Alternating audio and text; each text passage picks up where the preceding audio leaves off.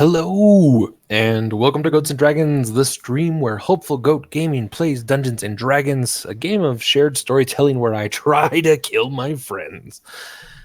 I'm Andrew Gilbert, the benevolent dictator of Helpful Goat Gaming, but tonight, I'm your friendly neighborhood dungeon master, and I'm not alone.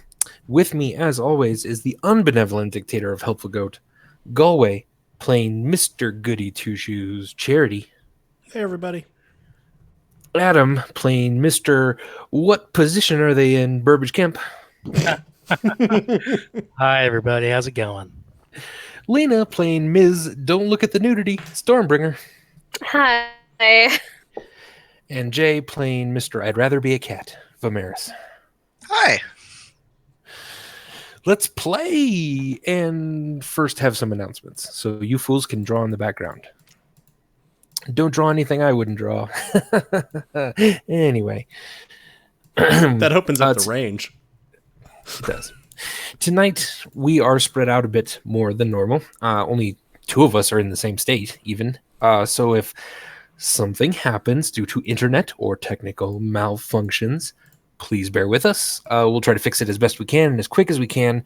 But also, if something just even sounds weird or terrible, please let us know in the chat. That sounded terrible. And then we can work to fix that as quick as we can. So thank you so much for your consideration and patience in this. We do appreciate it as we are a bit more spread out than normal. Also, Saturdays at 7 Eastern Standard Time, 5 Mountain Time, that's when we play this beautiful game of Dungeons & Dragons and get into this crazy-ass story that we've gotten into. We also show on Fridays at 5 Mountain Time, 7 Eastern, the rerun of the previous week's episode, so that you can catch up on that on Friday evening, or at least part of that, and then watch the new episode the next day on Saturday. Fun. You can also check our archive on YouTube under Helpful Goat Gaming. There's a lot of good things in there. Goats and Dragons is the name of the stream. And then we are now up to, this is episode 7. So, yay. Good job, everyone. We made it to episode 7. Yay! Woo! We've lived that long. And again, a quick note, if you are around Lafayette, Colorado, Funtastic Games in Lafayette, Louisville area is going out of business, closing its doors. So again, they still have a few games left. A lot of stuff's 40 to 60% off. And they're also selling a lot of furniture, some of those kind of long white gaming tables, along with some gaming bookshelves. So if you're interested in that, try to sneak by there at some point and help them out as they've been a nice local gaming store in the area.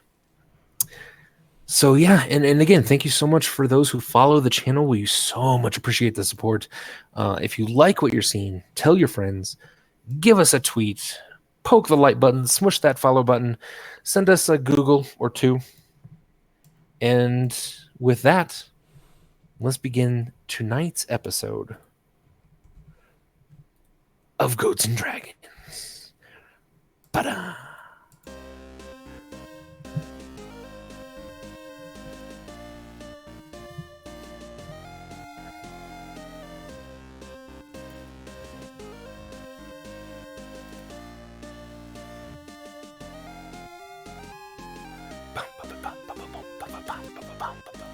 I'm gonna kill my friends.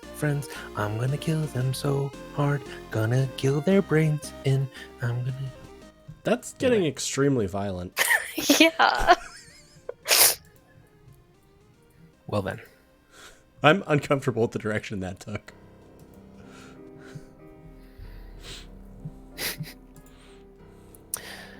Previously on Goats and Dragons. The party saved Stormbringer from a mysterious fate as they succeeded in pulling her from the pit after she had awakened a lightning storm from within herself. Charity fell asleep in the back of a winking mast and traveled to a far-off realm to meet Beckons, who has now bestowed upon him a book bound in feathers and clasped with a leather strap. Burbage has been feverishly working to improve his dexterity. His sleight of hand tricks have gotten incredible. And Vamaris seems to be almost uncomfortable with the powers he is slowly unlocking. The heat has been turned up on the party's activities within town. The group doesn't exactly know who to trust, or why people already seem upset with them. They had done a job for Punway, a high priest of Rin. They had helped Seagay Whistler find some bugs. They saved a bunch of baby owlbears from a sinking ship. They've met many faces in town, yet somehow through all of this have pissed off some powerful people. People who would kidnap and threaten and murder and frame, all to prevent the party from speaking to Punway? Now, Burbage Kemp stands alone in his dark, dank apartment above the butcher's shop, reading a note that was slipped under his door. Unlike the others in his party, Burbage has returned to a room not tossed and destroyed, but clean, tidy, undisturbed. His friends down below await the all clear so that they may finally rest for a moment outside of danger and an increased pressure from powers within the city.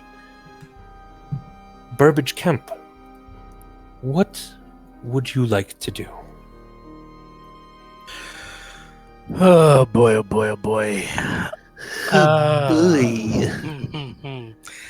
Well, I don't trust you, so I'd like to do a perception check on my room, please.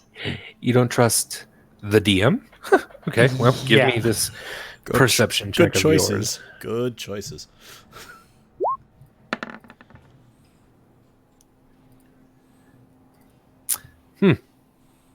Interesting. Burbage, you know your place pretty well. It is small. There are only 2 small rooms. One, the bedroom area that is basically simply a cot in a corner. And then you have kind of your study work area where you've been sharpening your thieves' tools. You even have sort of a practice safe in the corner that you've been working on, though you've not quite been able to get it as quick as you'd like it. Underneath that safe seems to be something you've never really noticed before. Kind of the tassels of what you would probably describe as some sort of sack. Some of the tassels that have tied a sack together, but you sort of only see the tassels. While your place isn't pristine condition necessarily, you do know everything in it very well, and you have never seen these before. Okay. Then I would like to kind of give an image of of Burbage right now. Yeah. He's very uncomfortable at the moment, and he kind of just very he's kind of nauseated, and so he kind of just stiffly and unblinkingly goes over to the safe, and I'd like to go ahead and investigate those tassels. Sure, yeah. You think you can just lift up the edge of the safe, and if you wanted to, and there should be more underneath it. Yeah, I'd rather investigate first. Oh, okay. Well, yeah. Go ahead and roll an investigation. Remember, Andy, this is week 7. Okay, I'm not an idiot anymore. He's learned, man. I like how Andy just also offers it. It's like, you can totally just do that. And I was like, no, I know what I could do. I said what I wanted to do. I'd like to at least try to investigate first. You look under it enough where you see there's kind of a large coin purse, it looks like, underneath the safe. But you don't see anything else weird about it. Okay, then I'll go ahead and lift up the safe and take out this coin purse. And look inside of the coin purse. Inside the coin purse is a small folded note, as well as probably 150 gold pieces. Jesus Christ. Oh my. You've never had this much money. Good Lord. Go ahead and read that note, I guess. Okay. Let me put it in your.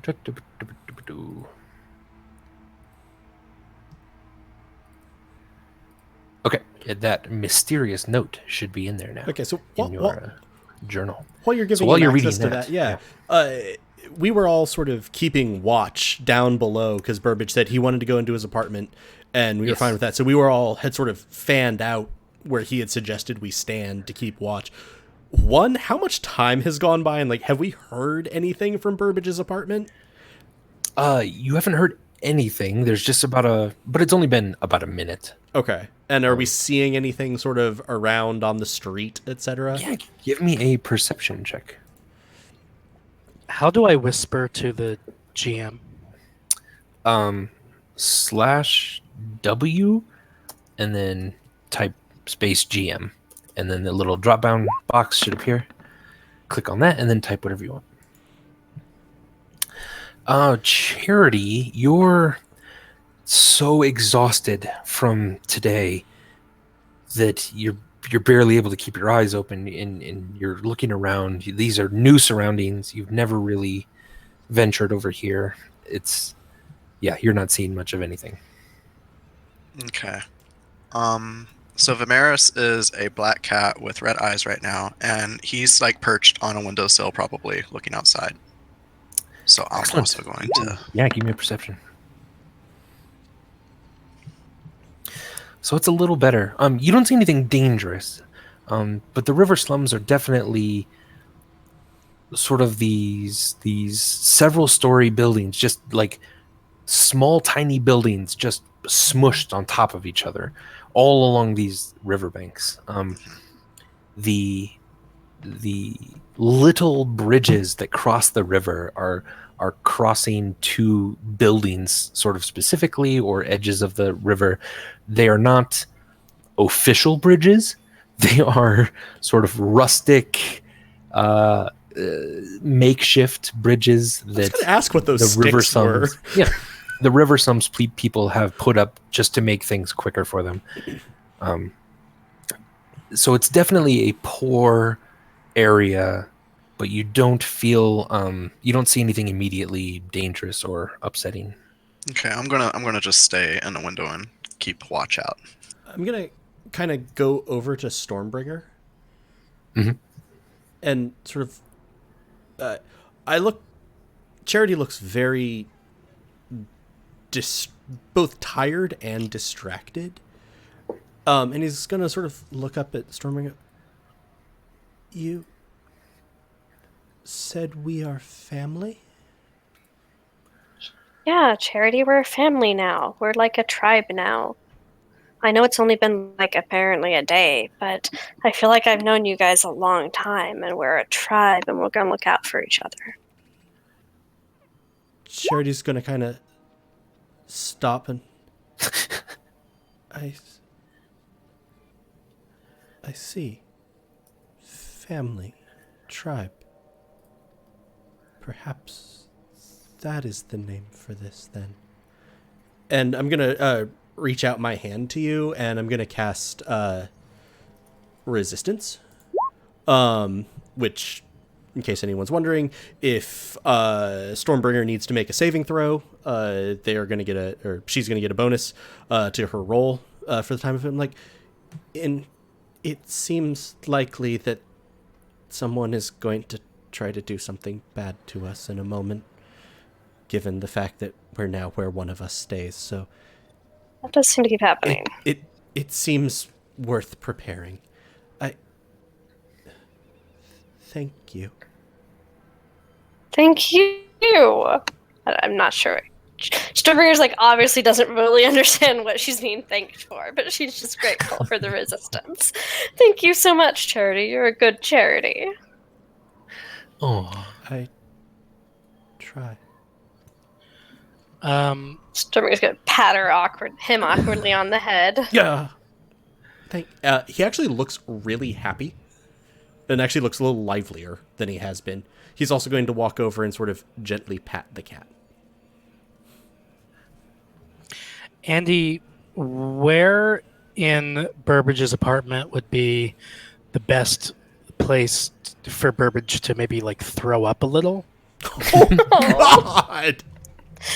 Oh, and that's totally has Okay. nothing to do with everything I just heard because Burbage is unaware of any of that. Oh, no, No, yeah, I know. yeah. I'm thinking about what it could have to do with, Yeah. man. I wasn't taking that as critique of saccharism. Off the back side of your apartment, there's a bucket where you often do stuff like this in. Okay, I Often? can. He probably gets drunk a lot. I'm gonna throw up in there a little, and I'm gonna oh gosh, put the mysterious note back in the coin purse, and I'm gonna put the coin purse. How big is this coin purse? It's like a sack. It filled almost the whole bottom part of underneath the safe. Like the safe has kind of 4 little tiny short legs, and it filled up most of that then. It's less a coin purse than a coin satchel. Right. Yeah. Okay. I'm gonna kind of like look around the room again, really wide-eyed, unblinkingly, and after a few moments, put the note, the first note, Okay. into that coin satchel. Okay. And I'm gonna shove that coin satchel back underneath my safe, Okay. as far back as I can. Yeah. Do you try to hide it or just kind of get it under there again? Yeah, I'm trying to hide it. Okay. Give me like give me an investigation check to see how well you sort of hide this, because I basically think you're It's a shoving it contested in there. investigation, yeah. Yeah, to the point where you can't, do it. And then Okay. if someone tries to find it again. Investigation. Yeah.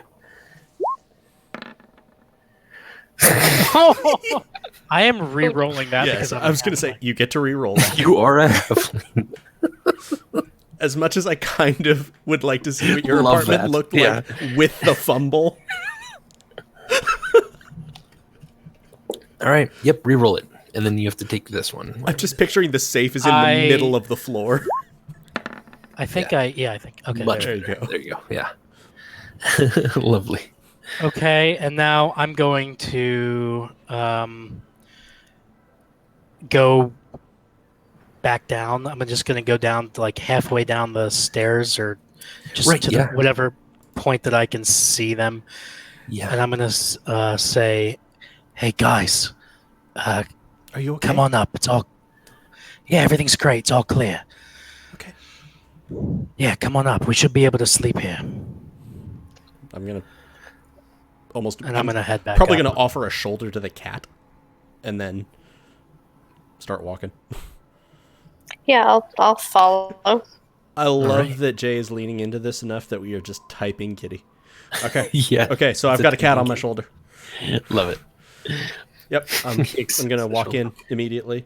Well, real quick here, you're going up the wooden stairs that are kind of hastily built into the side of this butcher's place to get up to the apartment.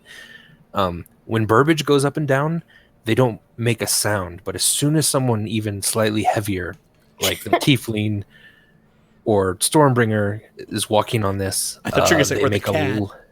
not quite the cat.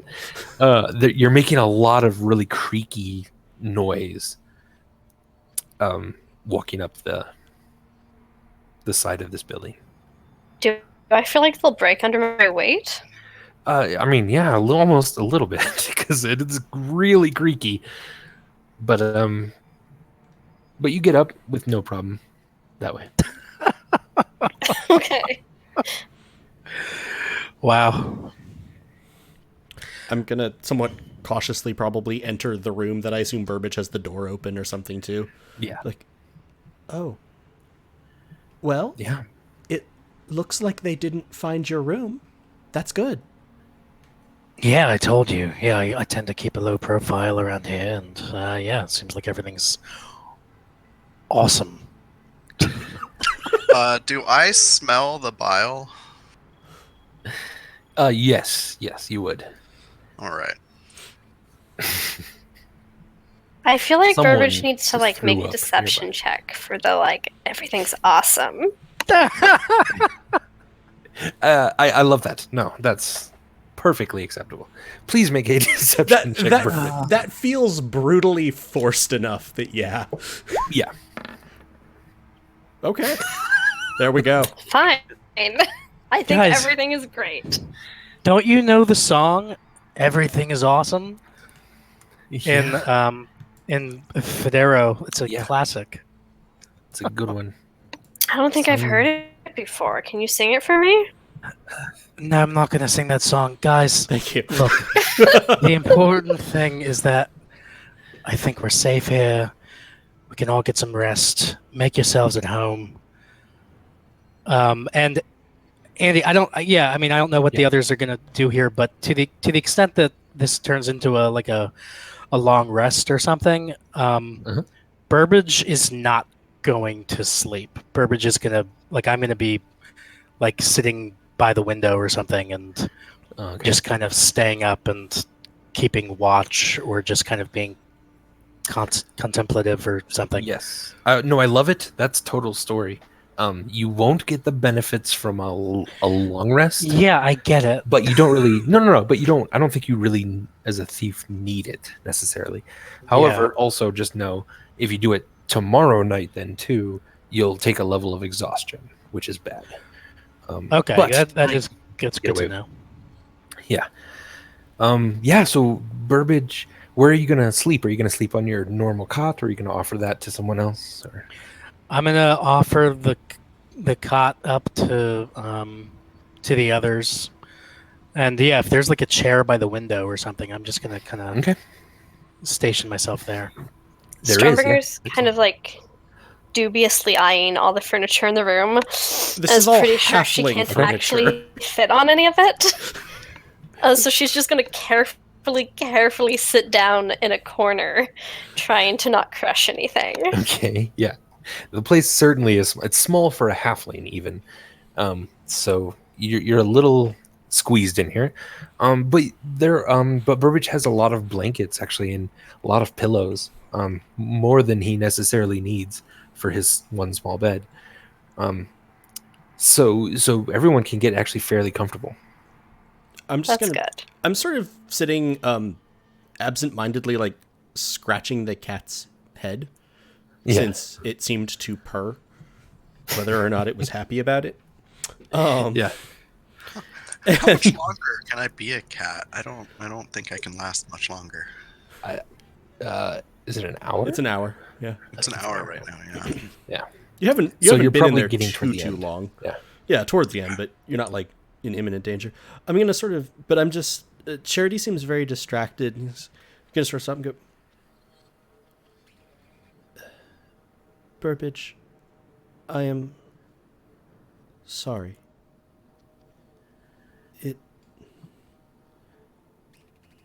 It has been a bad day. It has been a bad couple of days. I do not hold great hopes for the meeting tomorrow with Ponway, so I'm suspecting we're going to go 3 for 3 on bad days, honestly. But Stormbringer was right. We are family. I think that is the word for what I feel. You tell family things. I think. I do not remember ever having one. I've been kind of Burbage has been kind of definitely avoiding eye contact with Charity this whole time, and he kind of like maybe gives him a quick glance and nods and just says, "Yeah, like no problem, man. It's been a rough couple of days. Let's just get some sleep, all right?" Very well. But I do trust you, Burbage. For what Yeah, it is yeah, worth. yeah. Hey, just get some sleep, okay? Of course we trust you. You're family. Just please, Charity can we just needed just some time to remember that. can we please just go to sleep, guys? I don't We're all tired. I don't think Vamaris ever sleeps. Really, Vamaris, you don't sleep? No, he is an elf. He just meditates. All right, well, sleep, meditate, whatever is your bag. I'm just gonna keep watch here by the window. All right, let's just get some rest. Do you want to take watch and shifts so that you can sleep too? No, all right, it's my place. I know the area. I'll be more effective as a watchman. Okay. But you're so tiny. Tiny people need lots of rest. Like children. I'm not a child, Stormbringer. But you're small like a child, so I think you need lots of rest. I'm gonna This go is ahead Galway, and just, like, not Charity laughing. Yeah. I'm gonna turn away from everybody, and very just fixedly, just like turn away from them and kind of put my arms around myself and just look out the window. And I'm making it very clear that I've no interest in talking with the group right now. Stormbringer does not take hints, and she's gonna put her hand on your shoulder and go, Burbage, we're a tribe. You can trust us to keep watch. I'm actually gonna I do not. I'm actually gonna walk forward at that. Yes, we're a tribe and he can. And I'm gonna touch you, but we can also trust him too. And I am gonna cast guidance on you, Burbage. In case it could come in handy for you. For the next minute. I've only got so many Next minute of resources. watch. Before we go into a rest, and I'm just trying to remember, does anyone look hurt? Does anyone look injured or anything right now? I mean, I think we all still are. I still am. At least a little, yeah. Yeah, but I don't look very hurt. I'm still going to go over to you. And, oh god, where's my cursor? Cast Cure Wounds. So, heal Awesome. for 9. Nice. I guess the cat doesn't look injured. Yeah, the cat's fine. Does Burbage look injured? Beaten up a little bit, yeah. And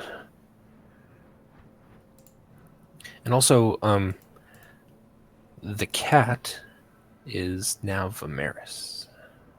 Oh, I was hoping to go to sleep and then wake up as Vamaris. And Burbage will heal for 11. Ooh, All right, you I'm feel gonna pretty sort of- good. thanks. I'm just going to sort of look at me like, I think I will take advantage of your generous offer and sleep for a bit. If anything should occur, of course, wake us. Or at least me. I don't really know what the other two are going to do. Yeah, I'm gonna sleep. And at this, Charity's just going to sort of curl up in a corner. You do notice that unlike before, like when he was relaxing at the end of the bed when we were in the tavern, where, you know, he basically propped his back up against and pulled his knees up to his chest, he is sort of curled up on the floor. Like fetal position on his side. And seems kind of used to that.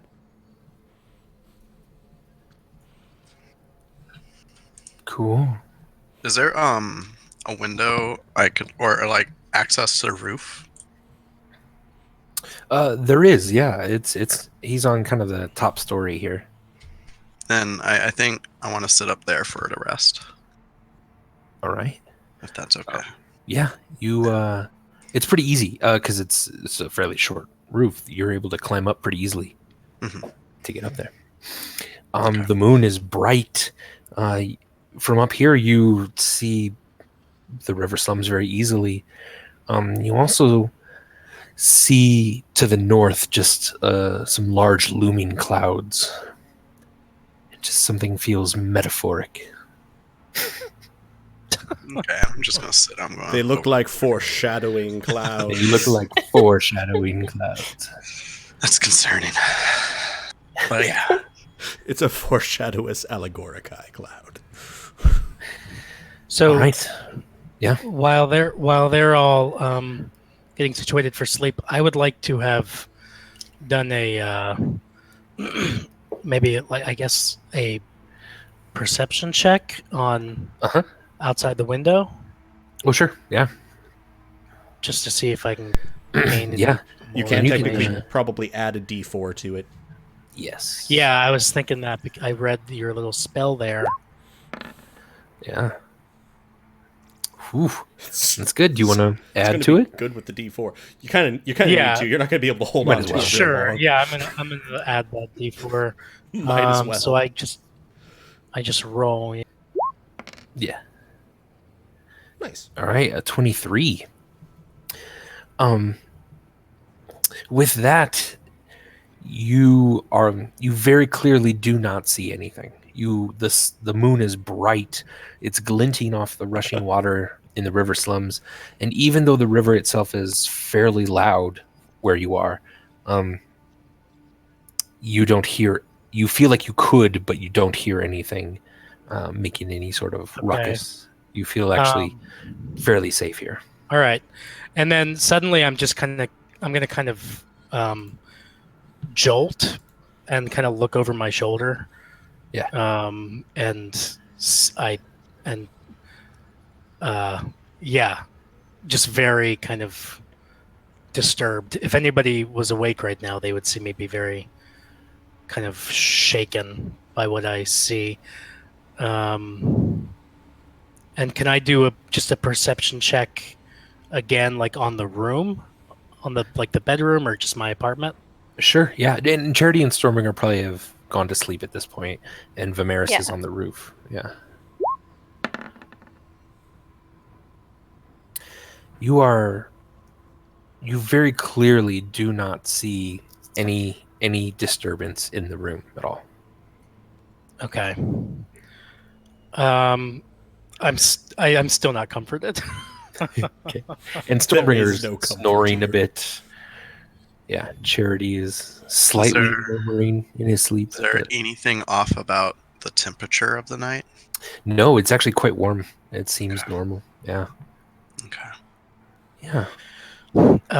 So yeah, I'm just kind of sit, and I'm gonna be deep in thought, not necessarily a peaceful kind of thought. Right. Very kind of like fidgety and maybe even some murmuring to myself. I don't know. Excellent. And that is how everyone passes the night. That's a long rest for everyone. Awesome. So Long rest day for everyone break, except Burbage. except for Burbage. Sorry, Yeah. just before we get confusion. Is it a short rest Yeah. for Burbage? Yeah, do I get a short rest? It would be, yes. Not that I Yeah. need it, because I just got healed. Right. To I think I'm fine. Yeah, and I don't think you have any abilities that need it at the moment. Yeah, I don't. know. But I you're- don't think yeah, so. so you're There's only one type of rogue that I could think of, and that'd be the arcane trickster. Right. Can I introduce the possibility that sometime during the night I went and tried to get that sack again? Or is it too late to do that? Oh, no, it's fine. To get the stack, the Sack. The sack. sack. Yeah. Money satchel. Yeah. No, go ahead. I think probably around 3 or 4 in the morning, Sure. I get nervous or something, and I want to try to get that sack. Yeah. And I don't even know. I don't think Burbage even has a plan for what to do with it. Okay. Which yeah, is, give me a sleight of hand check. it's to cover up the fact that I don't think I have a plan. Sounds good. Sleight of hand. Yeah. All right, it jingles a bit as you pull it out, but no one seems to wake from it. No one wakes up from it. No. Okay. I'm gonna kind of hold it and kind of look around the room. Yeah. And I'd like to maybe. Can I? Is there any better hiding spot in my apartment for this? Well, actually, perhaps in the safe itself. In the safe itself. Okay. Yeah, I mean, it's not really hiding it, I guess, but it's securing it a bit. Is the safe open? I know how to crack the safe. I've Right. been struggling with like the speeds with Right. which to do it. Yeah. Is the safe open right now? It is currently open, yes. All right. I'm gonna go ahead and put it in the safe. All right, you put it in the safe, shut it. It locks up Did that make any noise? a little bit, but again, I no like one how woke up. Andy made a sound effect, and we're like, did that make noise? Just a little. I'm gonna. So I think like Burbage is feeling like weird, some weird feelings right now, Yeah. and he's gonna like tiptoe back to the window, but in a way that like he subconsciously kind of wants somebody to wake up, specifically maybe Charity. I don't think Burbage is even conscious of this, but Okay. like I think he might be accidentally trying to make. He's like stepping on every spot that he knows, like Noise. that floorboard squeaks. Yeah. Normally Yeah, he'd step something away li- from it this something like time. that. Yeah. So depending on how heavy a sleeper Charity normally is, if Charity's fairly light, that would probably wake him up. I will say that without even just an attempt to roleplay this, I had been going to specify before this, Charity sleeps quite lightly. Right. So you're actually going to see Charity roll slightly. And Burbage, how familiar are you with, say, you're familiar with the worst parts of town? Yeah? Yes. Okay. The way that he rolls, I'm going to say, you're used to seeing that. And also it suddenly strikes you sort of as you're looking, for some reason you're looking at him. You don't even know why. It strikes you as someone who's used to sleeping in a gutter. With that body position of being tucked all the way in, and he is clearly rolling in such a way that his arm is up in case someone was hitting at him. And he's going to start saying, and sort of blinks. Is everything okay? Hey. Yeah. Everything's fine. Okay. Yeah. Hey, Charity. Yes, Burbage. Yeah, never mind. I'm just gonna kind of sit by the window and, yeah. Yeah. I just sit down. Is there something on your mind? No. Yeah, no. Just go back to sleep. You're fine. Yeah, no. I feel that perhaps there is something on your mind. If there's anything I can help with, I'm more than happy to. I've just been thinking all night. I've just been thinking about Roth. Weirdly, I just can't get my mind off of Roth burning down. Have you been thinking about it?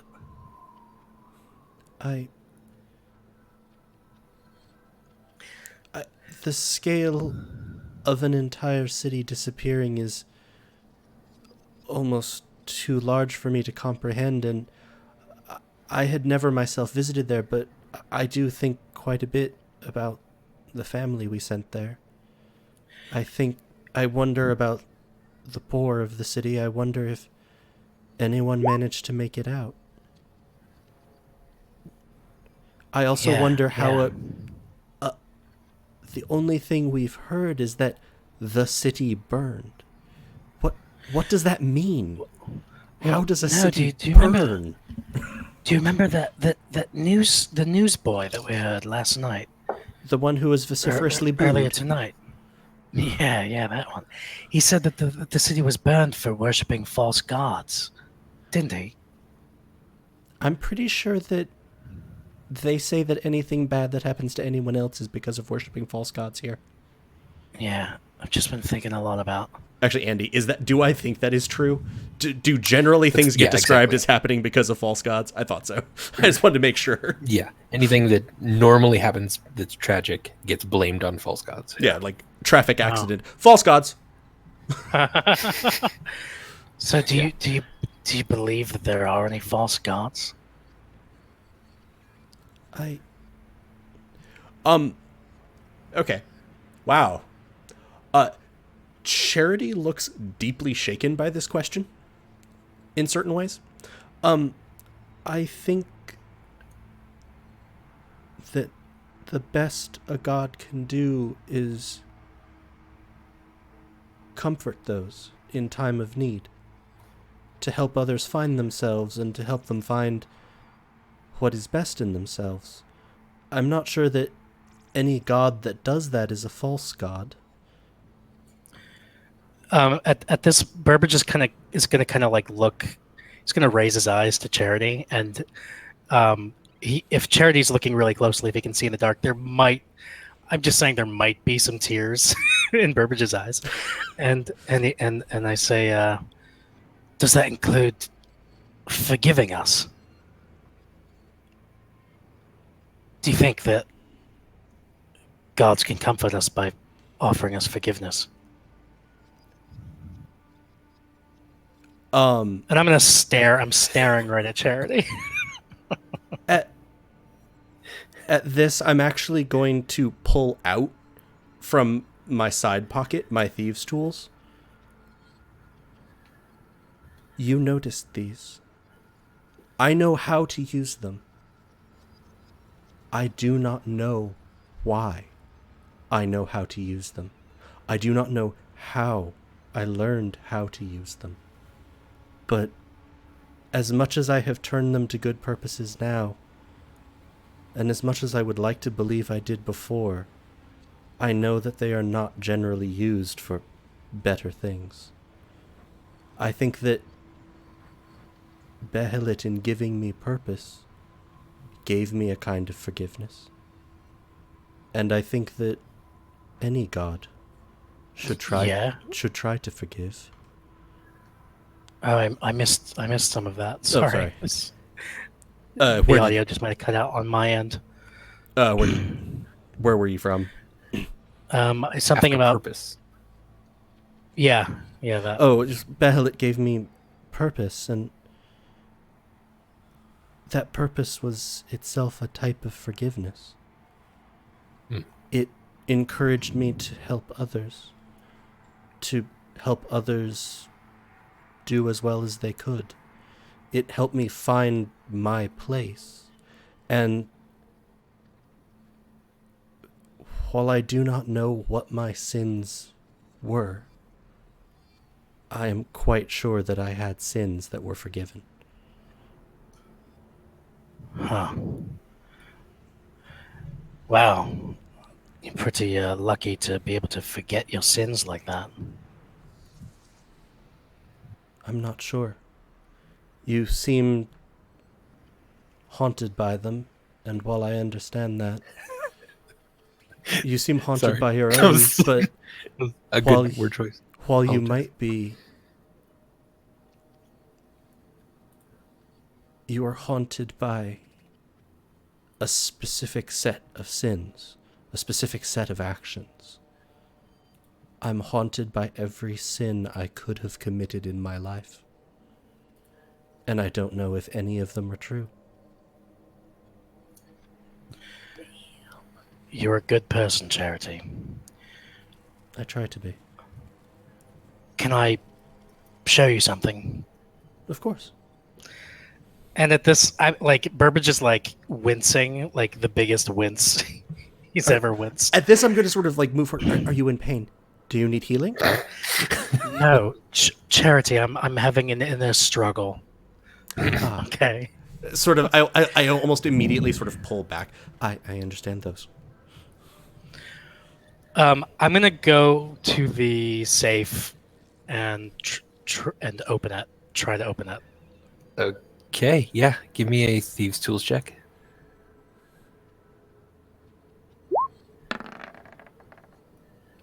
Your hands are shaking. You can't quite bring yourself to open it at the moment. I'm gonna actually Might need then, help. if I see him having trouble, Charity is going to walk over, and cast guidance on him again. And again, the way guidance feels when Charity casts on you, you just feel a little more competent. You feel a little better, generally. All right, give me one more check. Thieves' tools. Okay.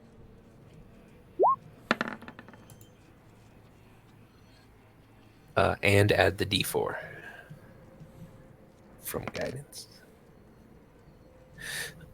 With that, your hands shake much less, and you're able to do it quicker than probably you've actually ever done it before. And you hear that distinct pop, and the door slides open quickly. Is it wrong that my favorite NPC voice from Andy so far might be the safe? Yes, that's wrong. The one I put least effort into. It was the first accent I could really get behind. God damn you all. It's I hate you fluent all. safe, Andy. It's fluent safe. Dragon comes down and kills you all. I'm just kidding. Wow. I'm kidding. But in Charity, you're over there too, so you see what's in the safe. It's sort of an empty safe, except for a rather large sack of something. A rather large sack of something. Yeah. I'm gonna just kind of sulk back to my seat by the window, and just kind of invite Charity to look in the safe. I Okay. will look in. I don't see anything. Should I open the satchel? I just kind of give him a wave of my hand, kind of resignedly. Oh, okay, but like an accepting, yes, do it. I don't want this. But I was like, as opposed to a no, wave. Yeah, yes. I'll very carefully open the satchel. All right. Within the satchel is about 150 gold pieces and 2 letters. One just a tiny little note, and one a little bit larger. I put those both in your handouts. Congratulations, chat! You get to see the notes.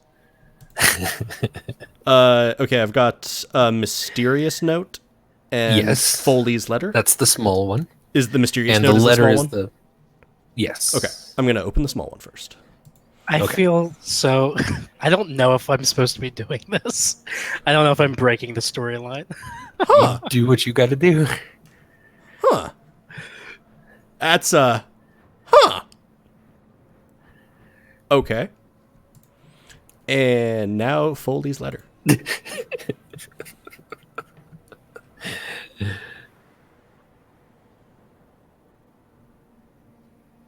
Huh.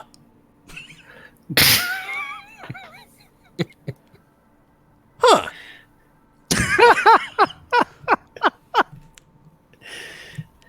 Huh. Does any quick off topic? Does anybody watch The Good Place? I do not. Sometimes. Oh, I've man. watched a little of it. If anybody is listening to the stream and who's watched it, I feel like I'm the main character in that halfway through the first season. But at any rate, yeah. So I think So Charity has that information, and yeah. Charity's gonna kind of flip through that. Charity, you're going to see very carefully return the letters to or the notes to whatever form they were. If one was in an envelope or if one was folded, he returns it to that fold. He's going to put it back inside the bag.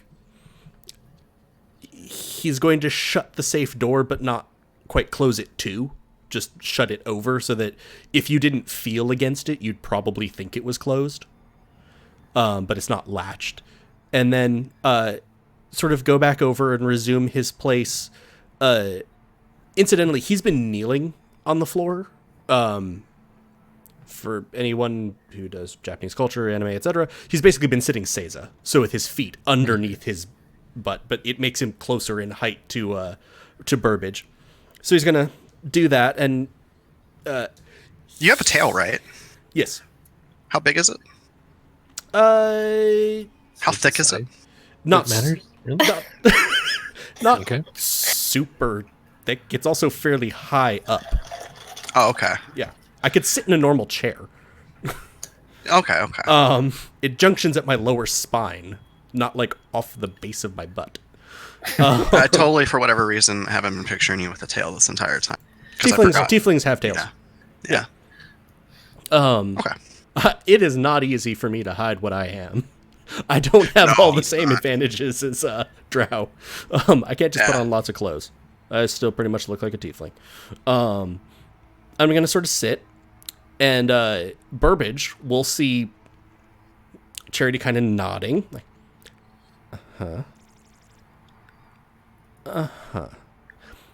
so, first, I take it that the question regarding forgiveness wasn't an abstract theological one. Not really.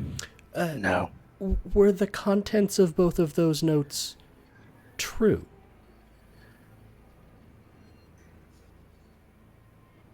You know, truth is kind of an abstract concept when you think about it, isn't it?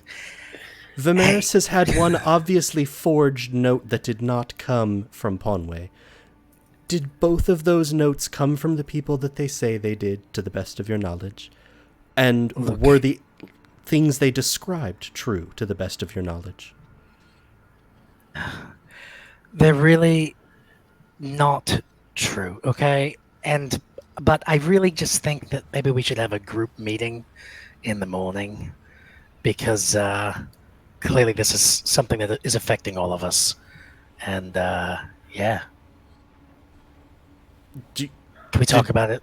Did you say that they're not true? Sorry, this is... Right. Yeah. He said they're not true. They are not true. Although I feel significant guilt about one of them.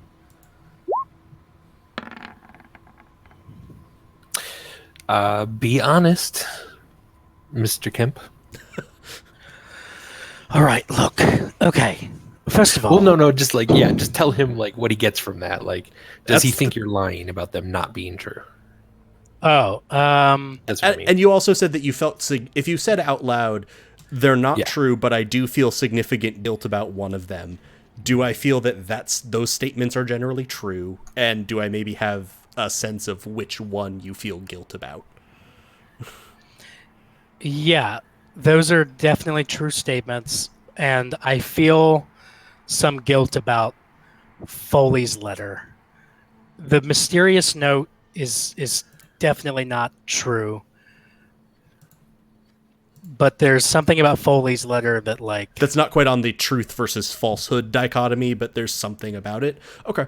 That feels like an appropriate reward for 23 insight to me, Andy. Yeah, well, totally, it's good. Andy, is that accurate? Yeah, no, I think it's very accurate. Yeah. Okay. I'm going to Perfect. Sort of reach out a hand and sort of pat Burbage on the shoulder. I agree that we should talk with the others, but for what it's worth, I believe you. There are many things in this city, and in all the years that I've lived here, I think that this is the most active I've ever seen them. Yeah, well, thanks for believing me, and I'm sorry for being such a fuck up.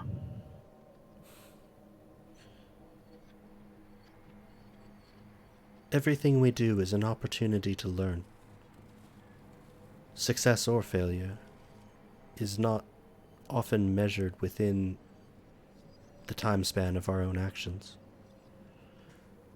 You are a good friend, Burbage. Thank you for telling me. Yeah, of course. Now, hey, get back to sleep so you can get that long rest. Without the 2 hours interruption. Now I speak in metagame. Um, so yeah, do I need to continue sleeping, Andy? Or You've certainly had enough sleep, as long as you just remain restful. Yeah, I'll for the next couple hours. I'm actually probably then going to sort of go and fold my legs and open my book for a second. Excellent. To look at it. And then I'm going to stop. And I'm going to look at Burbage. I'm going to say, I have a question for you, Burbage. Not about anything with you. Yeah, shoot. And I'm going to indicate the leather strap on my book. Mm-hmm. Have you ever seen anything like this?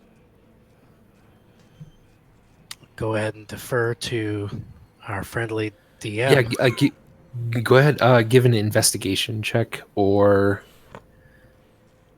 a history check. Either one. So either you can tell, like you can really scrutinize it and look to get some information, or you can sort of generally look at it and try to recall some information you've learned. Either one. Okay.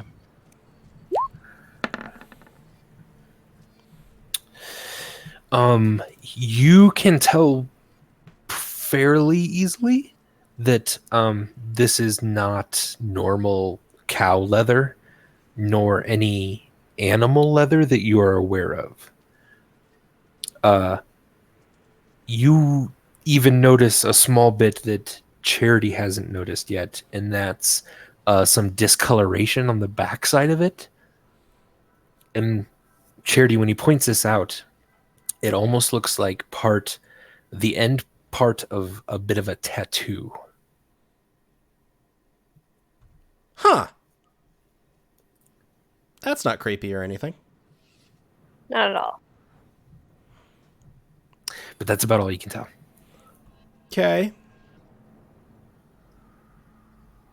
I'm assuming because you've said that and you haven't said, hey, could everyone please, like, get off the line, I'm not rolling on the ground, clutching my skull, screeching. Nope, no, you're fine. Okay, cool. We're like, okay, well, don't know quite what to do with that, but thank you. That's creepy and hopefully helpful someday. Oh, God. Yeah, it looks like a cool journal, though. Where'd you get it? I'm not really sure of the where, but it is a gift from Behelit. The closest Nice. I can give you for a nearby where is while I was dreaming in the tavern. Oh, weird. Yeah, that's that happens. strange. That happens a lot. Interplanar beings. All right, well, I'm going to go ahead and just look back to the window and wait for morning to come. All right. And it does. Now you've all finished a long rest, except for Burbage Kemp. Stormbringer, you wake up in the morning. Vamaris, probably about 5 in the morning, you are done with your meditation, and you're now just sort of sitting on the roof, and you can barely hear the voices of Charity and Burbage speaking below you. But you spend the rest of the night sort of resting then on the roof looking out. And you are able to come down after you hear some people kind of getting up and around. The next time I come down, I'm going to be wearing my robes, but not my mask yet. Excellent. All right. And I was also, while meditating, thumbing a pendant once again with a very distant look in my eyes. Excellent. It is now morning. You're sort of getting up and around. Burbage, you don't have a lot to eat in the place. However, you are right above a butcher's. So kind of just about the time you think, I wonder if we could pull some money together, then you realize, oh, I have a whole bunch of money. Maybe I'll just go buy something. You open the door, and The butcher is actually starting up the stairs already towards you. And he's got kind of a large sack. And he sees you at the top of the stairs and says, "Oh, Burbage, would you like some bacon or something? Hey. Can I come in real quick?" Oh, what? You want to come in? Oh, yeah, real quick. Is this, Andy, is this normal? I'd like to do an insight check on that. Just like, inside check. Oh, God. Yeah, go ahead and do an insight check. Uh-oh. We're about to get bacon bombed. It's not normal for the butcher to come up, and he's not given you a lot of free stuff before, so that feels a little weird, but you don't sense any malice in it at all or anything that's weird. Does he have bacon with him? Yeah, he's got a sack. Yeah, he's got a sack that he's holding in both hands, and it looks like kind of large slabs of meat. Is this how we normally deliver bacon? Via sack? Sacks of bacon. Sounds wrong. I really don't like this, and I think Burbage Kemp is street smart enough to like be really puzzled by this and like, yeah, hey, yeah, thanks for the bacon, man. I think my friends are still sleeping, so maybe I'll just take the sack, and I really appreciate it. Do you want some gold? I can give you some gold for it. He sort of shakes his head slightly, and he looks around just a bit, and he comes up a few more stairs toward you. And as he gets about eye level with you, as he's down a few steps, you hear him kind of go into a small little speech that he doesn't really stop. And this is exactly what he says.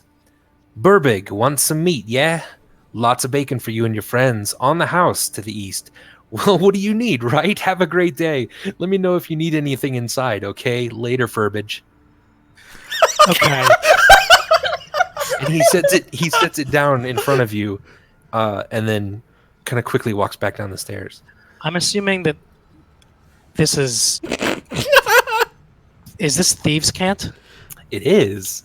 Yes, you know exactly what he's saying. Yeah. I love that you came up with that, Andy. Yeah. So he says basically two really important parts of information that you need to know. One, there's some sort of communication for you hidden inside the meat.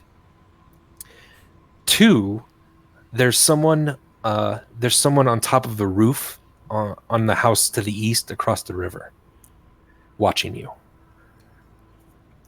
You got all of that from that weird conversation that was going on.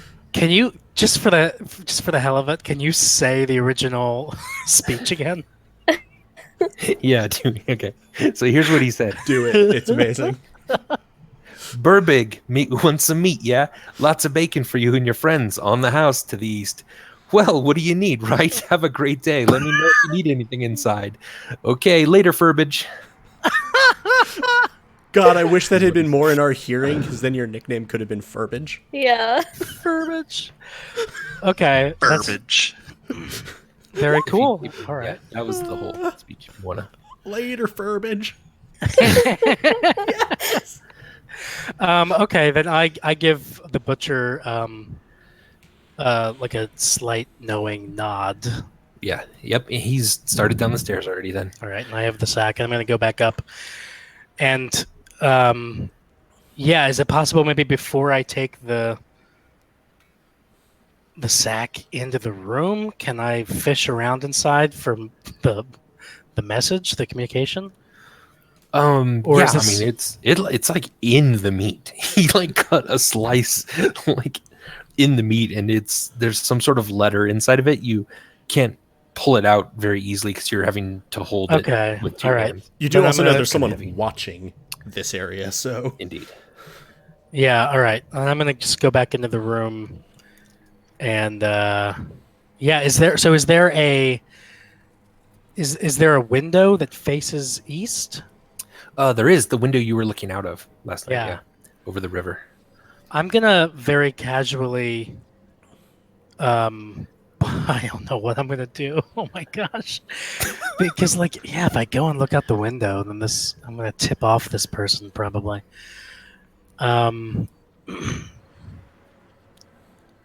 Yeah. Is there a can we is there like a place that we can eat in the room that is kind of out of sight of the window? Out of sight of the window would have to be like the bedroom. Okay. Yeah, I'm gonna walk in. Hey guys, rise and shine! Time for breakfast in the bedroom. Breakfast in bed. It's the best thing ever. Let's go do it. Come on. Group meeting. Oh, is this a small person thing? I feel like Charity's gonna go. Ha! Don't worry about it, Charity. I've got a bag of bacon. I'm going to put the meat in group meeting. Sound good? Come on, let's eat. You are a strange little man. I feel like, just for the visual of this, Charity was like sort of raising his hand to say something and like open his mouth and you're like, I'm going to put the meat in group meeting. And the hand kind of goes down, but the mouth doesn't close. And he just kind of is like, nods, turns, goes and walks into bedroom. It's like, oh, okay. So all of you are now crammed inside this bedroom with raw slab of. Yeah, it is bacon.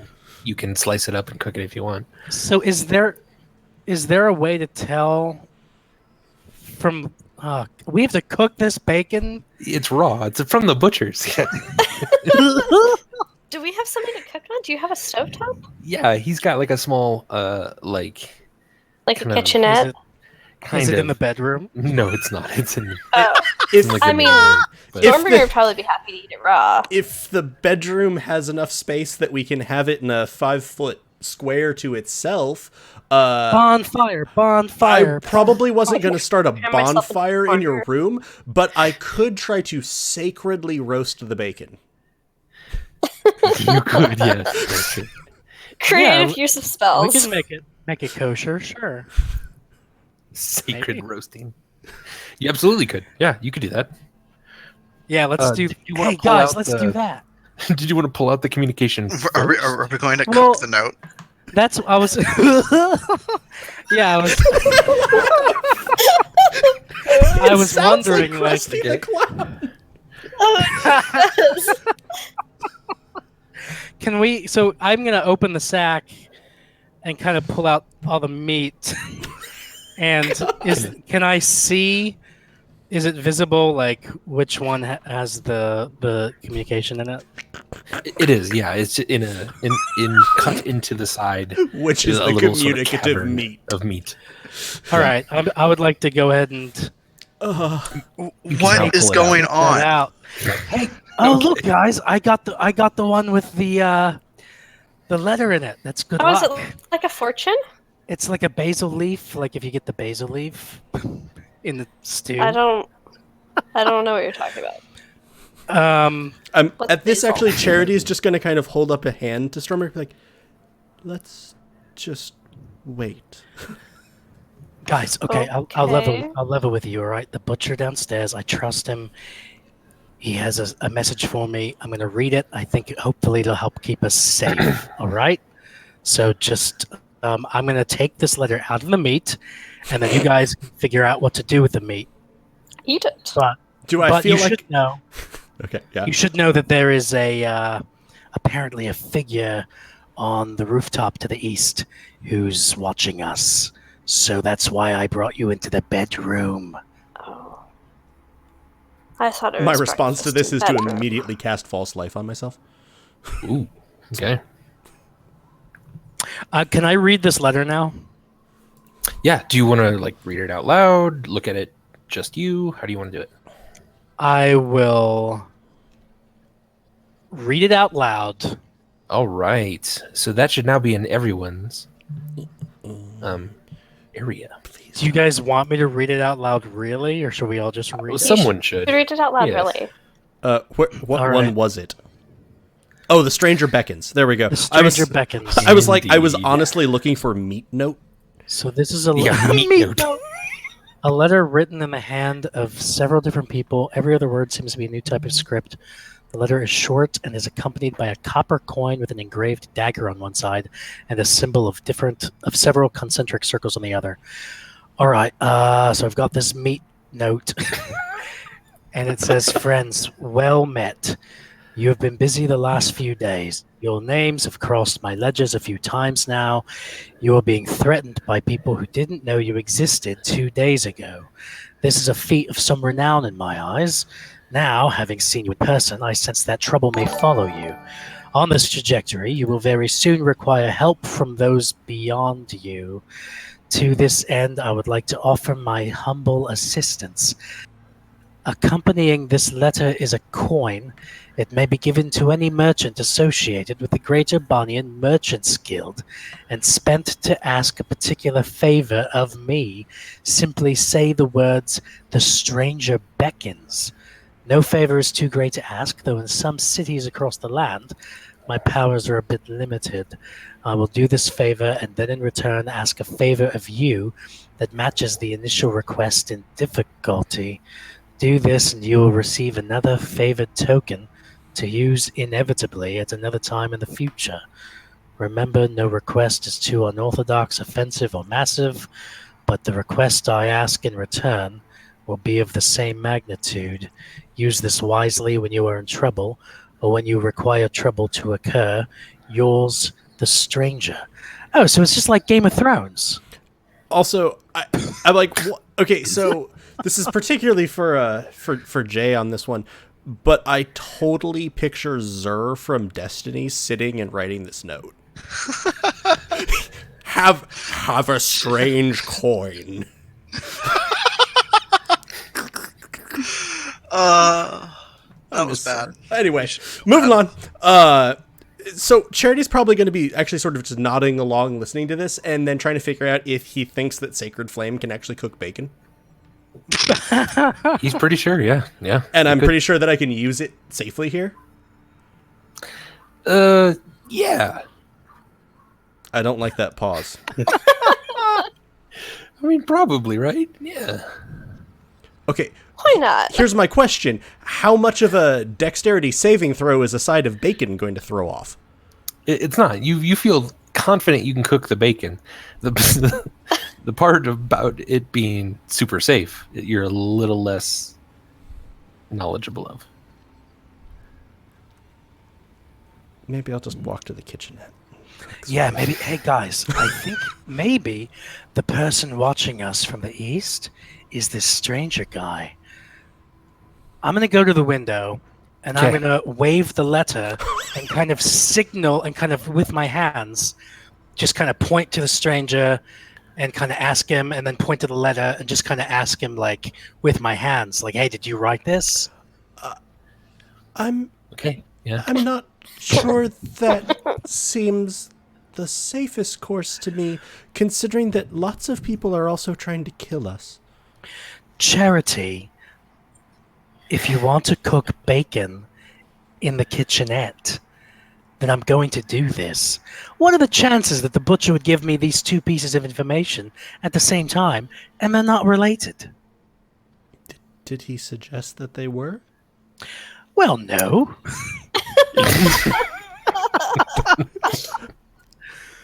You're going to see... Okay, so just for the group, you see Charity's face progress through, like, it looks like he's having an argument with someone, and just, like, flickers of the facial expressions from that come up of, like, point, counterpoint.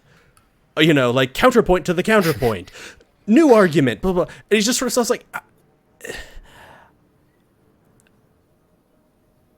I trust you, Burbage. I'm going to go make some bacon. I will also, however, reach out and cast resistance on him. Okay. So you have a benefit to saving throws. He trusts you, but he's pretty sure you might be about to get shot. So I'm going to go cook some bacon, I guess. All right.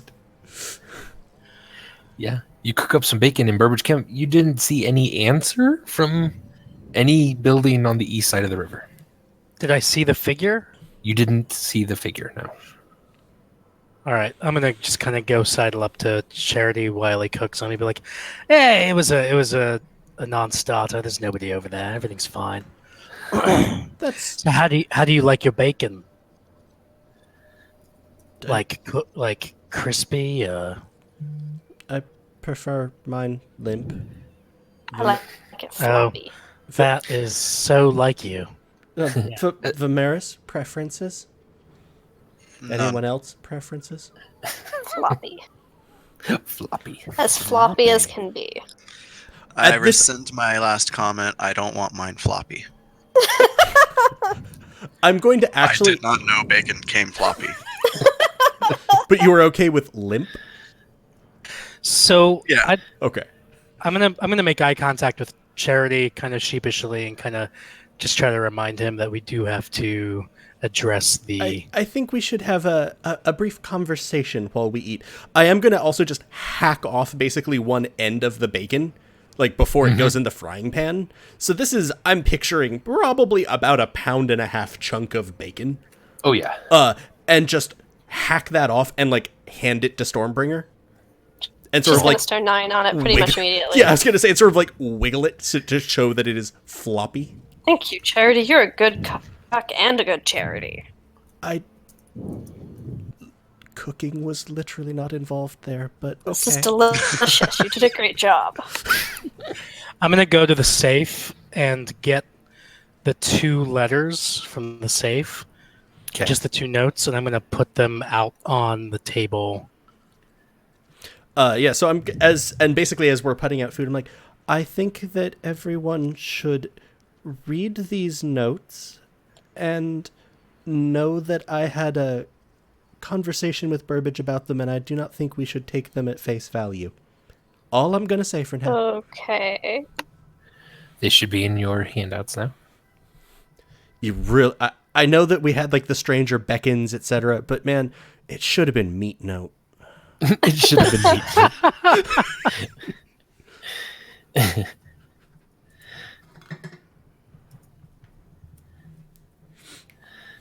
While you're My reading red those, eyes are darting from word to word, and then I bring out So just reminding my people other the missives. just reminding the note that people are seeing here.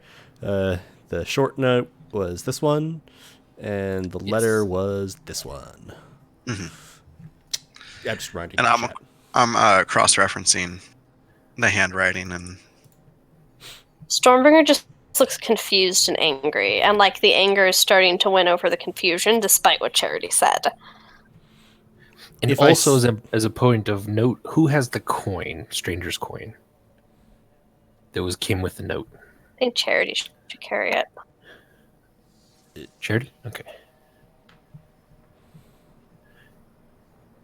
All right, just as a note, that will be in your handouts now. Okay, continue, please. Stormbringer. Vamaris. Okay. It actually there. doesn't. Charity said that these aren't true, but these make it sound like you did bad stuff. Yeah, we'll talk about that in a moment. Vamaris, how are you doing? Vamaris, you actually notice that the mysterious note is the exact same handwriting as the first letter you got from Ponway that was fake.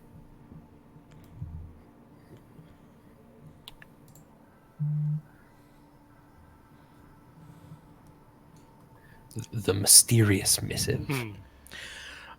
So, Stormbringer, I have done bad things. That is very true. But this one, and I point to the mysterious note, I say, that I didn't do. I have no idea what this note is about. That's a complete lie, first of all. This other one, and I point to Foley's letter, and I say, this one is also not true, but I do feel significant guilt about it. Why do you feel guilty if it's not true? Because, alright, so what is true is that before our meeting with Ponway, I was kind of confronted by a particular figure, i.e. Foley, and he did kind of offer to pay me money to report back to him after the meeting about details regarding said meeting. Did you do that? Oh, yeah, of course. Because I am very interested in making money. And so I love that sentence. I did it. You know, I didn't know you guys at the time. I didn't know that we were going to become family. And I'm going to kind of put my arms out and very emphatically, like, just kind of like wave at all of us together, like, hey, look at us. I didn't know at the time. And so it was just a job, you know, as far as I knew. So, yeah, I feel significant guilt about the fact that I did have some dealings with this gentleman. After our meeting, I went and he found me, and I gave him information about you all and the fact that you were at this meeting, and also told him of what the meeting was about, and so on and so forth. And then you know, it's the damnedest thing. He was supposed to pay me 15 gold, and he tried to not pay me, tried to screw me over, and I happened to get the best of him and his compadres. Is that a word in Phidero? Close enough. Yeah, sure. And I was a brave halfling, and I happened to I did get the money, which is, I think, the principle of the thing. Did you kill him? I did not kill them. I ran away, and I fell into a barrel of pickle juice in the process. So that's one mystery solved. Yeah, we can check that off the list of mysteries that we have to solve. Oh, How right. about that? I Anyway, Charity so actually kind of says, yay, and waves his hands. Anyway, so I'm very sorry, but that is the story, and I'm sorry. You wouldn't do something like this again, right? About us. Definitely not. I like all of you against all of my better judgments. I happen to have a fondness for you guys, And you'll help us find him and kill him. yeah, I mean, whatever the group wants to do. I just wanted to kind of put my best foot forward and kind of start practicing open, honest communication with my family. That's good. Okay. And that's I'm inside okay rule. then. Seems legit. Okay, especially based on what I'd said, this sort of felt like the missing part of what he said of I feel significant guilt. Sure. I'm going to point to the small note and like, you said this was entirely false, yes? Yes. And I have read it very carefully, Andy, so that like Charity knows what it said, who it mentioned, etc. I'm going to immediately go to the stove where I've been cooking this, and I'm assuming there's basically a fire. I am going to stuff the note in on the fire and make sure it burns to nothing. Okay, doke. Like, I am watching it, and you do notice that basically because of the fire resistance, I don't seem bothered holding my hand right by the flame. So yeah. There is nothing left of it. I'm like, that seems likely to have been a setup. It's now gone completely. yeah, that's what I was thinking. Yeah, I was thinking that was probably like a setup, and sounds like maybe you guys were also potentially set up for things, which I, again, so sorry. What a mess. What a mess we're in, right, guys? Oh, man. I'm going to go ahead and eat some bacon. Oh, man. Nom, nom. At this, Burbage, you hear someone outside selling flowers, and you hear them sort of shout, "Daisies! Daisies, 5 for 9! Daisies, 5 for 9!" That is code in the river slums. There are 5 guards coming up the river, and it sounds like your direction, because they were heading north. I relay this information to the group. Well, at least we got to sleep. And we got bacon. We did. You did. Delicious bacon. Delicious floppy bacon. You see Charity almost cringe. A shudder. Time to go. Where are we going to go? Are we going to go to this meeting with Ponway? I think he's the only one that has the answers, and I'd sure like to get some out of him. Foley has the answer. For just too, a second, I guess you we don't see know again yet. a horn start to flicker out of feathers. Hey, Charity, that keeps happening. You should see a doctor about that. I am the doctor. So See now a different doctor. I think that maybe we need to try to run away. Yeah. Very quickly. So before we leave the room, Vamaris holds up his hand and he says, "Wait a moment." And he then pauses and he looks aside and he goes, "Yes, mother." And then What? darkness Oh, great. Is this a psycho thing? kind of enshrouds everyone. Excellent. I love it. You're going to see Charity just sort of go, huh? And So- Vamaris just goes, "All right, we can go now." Just as a quick question, I've seen... Stormbringer doesn't wear any armor, correct? No, I'm a barbarian. And you're pretty dexterous, etc., so that you don't seem like you're probably going to have too much of a problem. As long as I don't fumble. And Vamaris seems... Actually, how dexterous do you seem? Me? Vamaris. I think he's awkward. No, I don't think he's very dexterous in a drow form. I'm going to slap guidance on you, so you're more dexterous now if you need to be.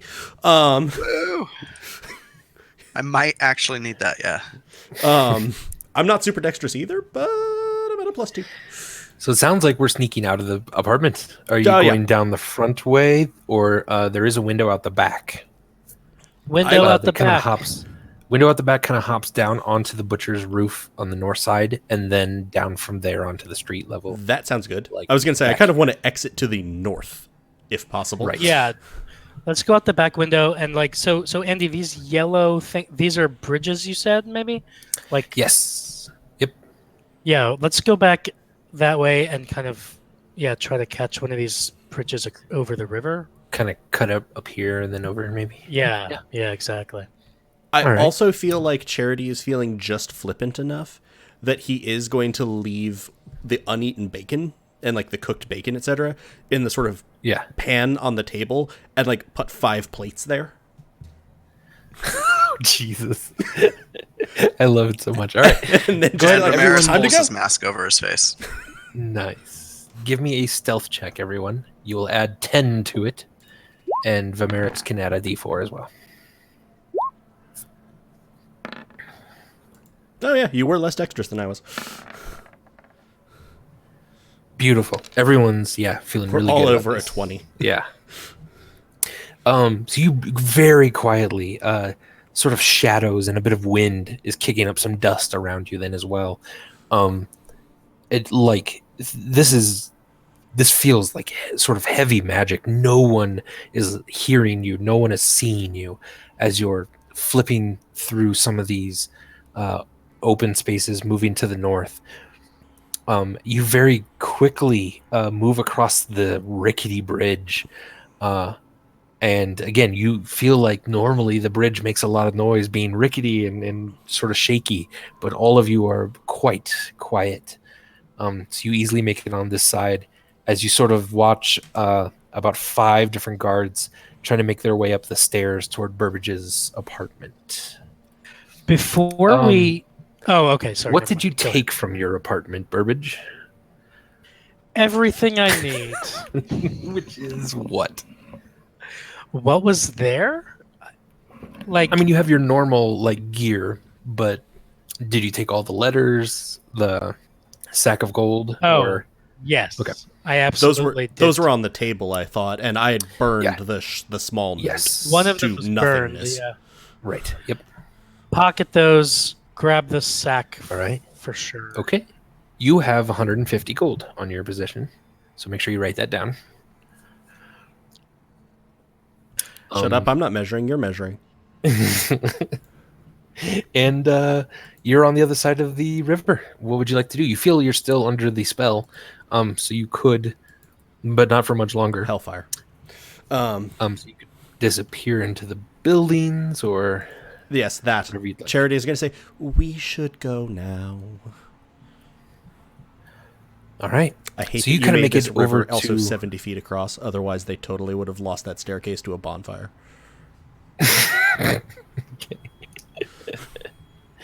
So you get to about here before the spell definitely runs out.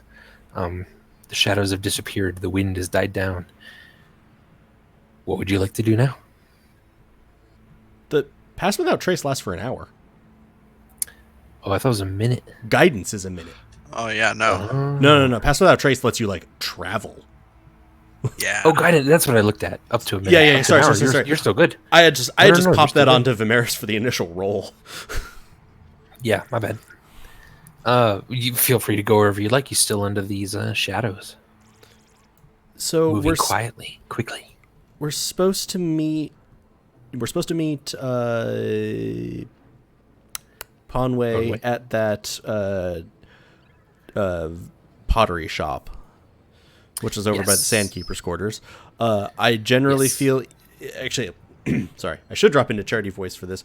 I don't think we should spend too much time in the market district if we can avoid it. And the temple district also seems iffy. But, and actually, I would know that, like, that inn is right there, right? The Gustrum. Which one? Oh, the Gustrum? Yeah. Do I know anything about that, given that it's right outside the Sandkeeper quarter? You've stayed there a couple times when you had to visit some rich people in the Ruby district. It's quite nice. Also a little expensive, but it is. But it's also not very discreet. But it's also but it's not like frequented by the guard or anything. It's not the favorite watering hole of the town guard or the wind keepers or anything. Right. Okay.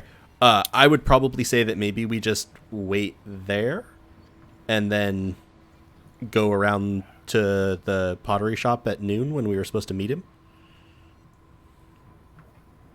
I concur. Yeah, that sounds fine to me.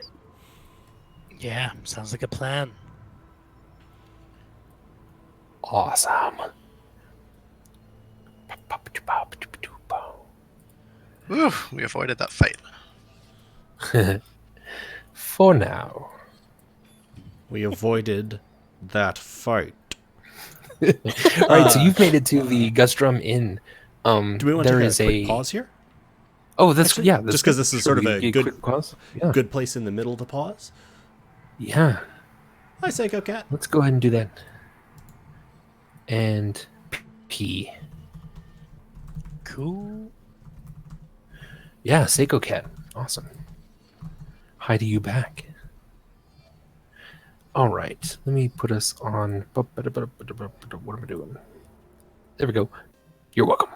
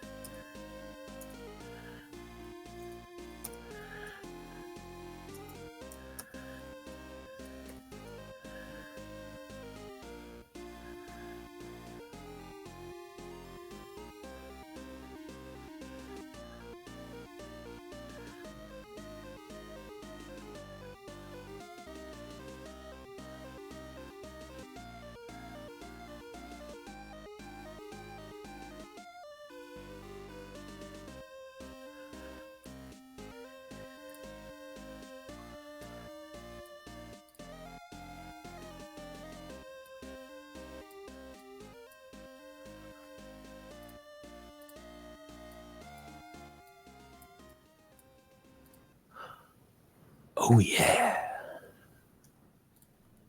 Looks like everyone's back. Maybe not Galway. Always not back. quite. We're not quite. All right. So let's all talk about Galway while he's gone. Okay. He's going to be back in like 30 3 seconds. Oh, crap. Gotta hurry. Galway's dumb. He smells weird. He smells funny. He does not. No, he doesn't. Galway. He's fine. We love Galway. He's great. He is great. I'm here. Ish. Great-ish. Ish. I'm also here. Oh, Andy's here. Okay, well, let's get back into it. I'm like, I'm right here, guys. That's Incompetech. Thank you so much for the praise. We really enjoy doing this. I suspect someone else was saying that to you. And yeah, chat can really, really vary. We've got some people who are pretty chatty for the chat itself, and sometimes it's a lot quieter. But yeah, So we people love in chat, go ahead and talk to Seiko Cat. They deserve it. They seem nice. or to us. We're not nice, and I'm not Or sure we to us. deserve it. I'm nice. Though we're not as nice. Yeah, Lena's great. Lena's awesome. I'm not. No, I'm great too. I'm just also very humble. Anyway, let's jump Not back into it. humble at all. I'm far more humble than you are.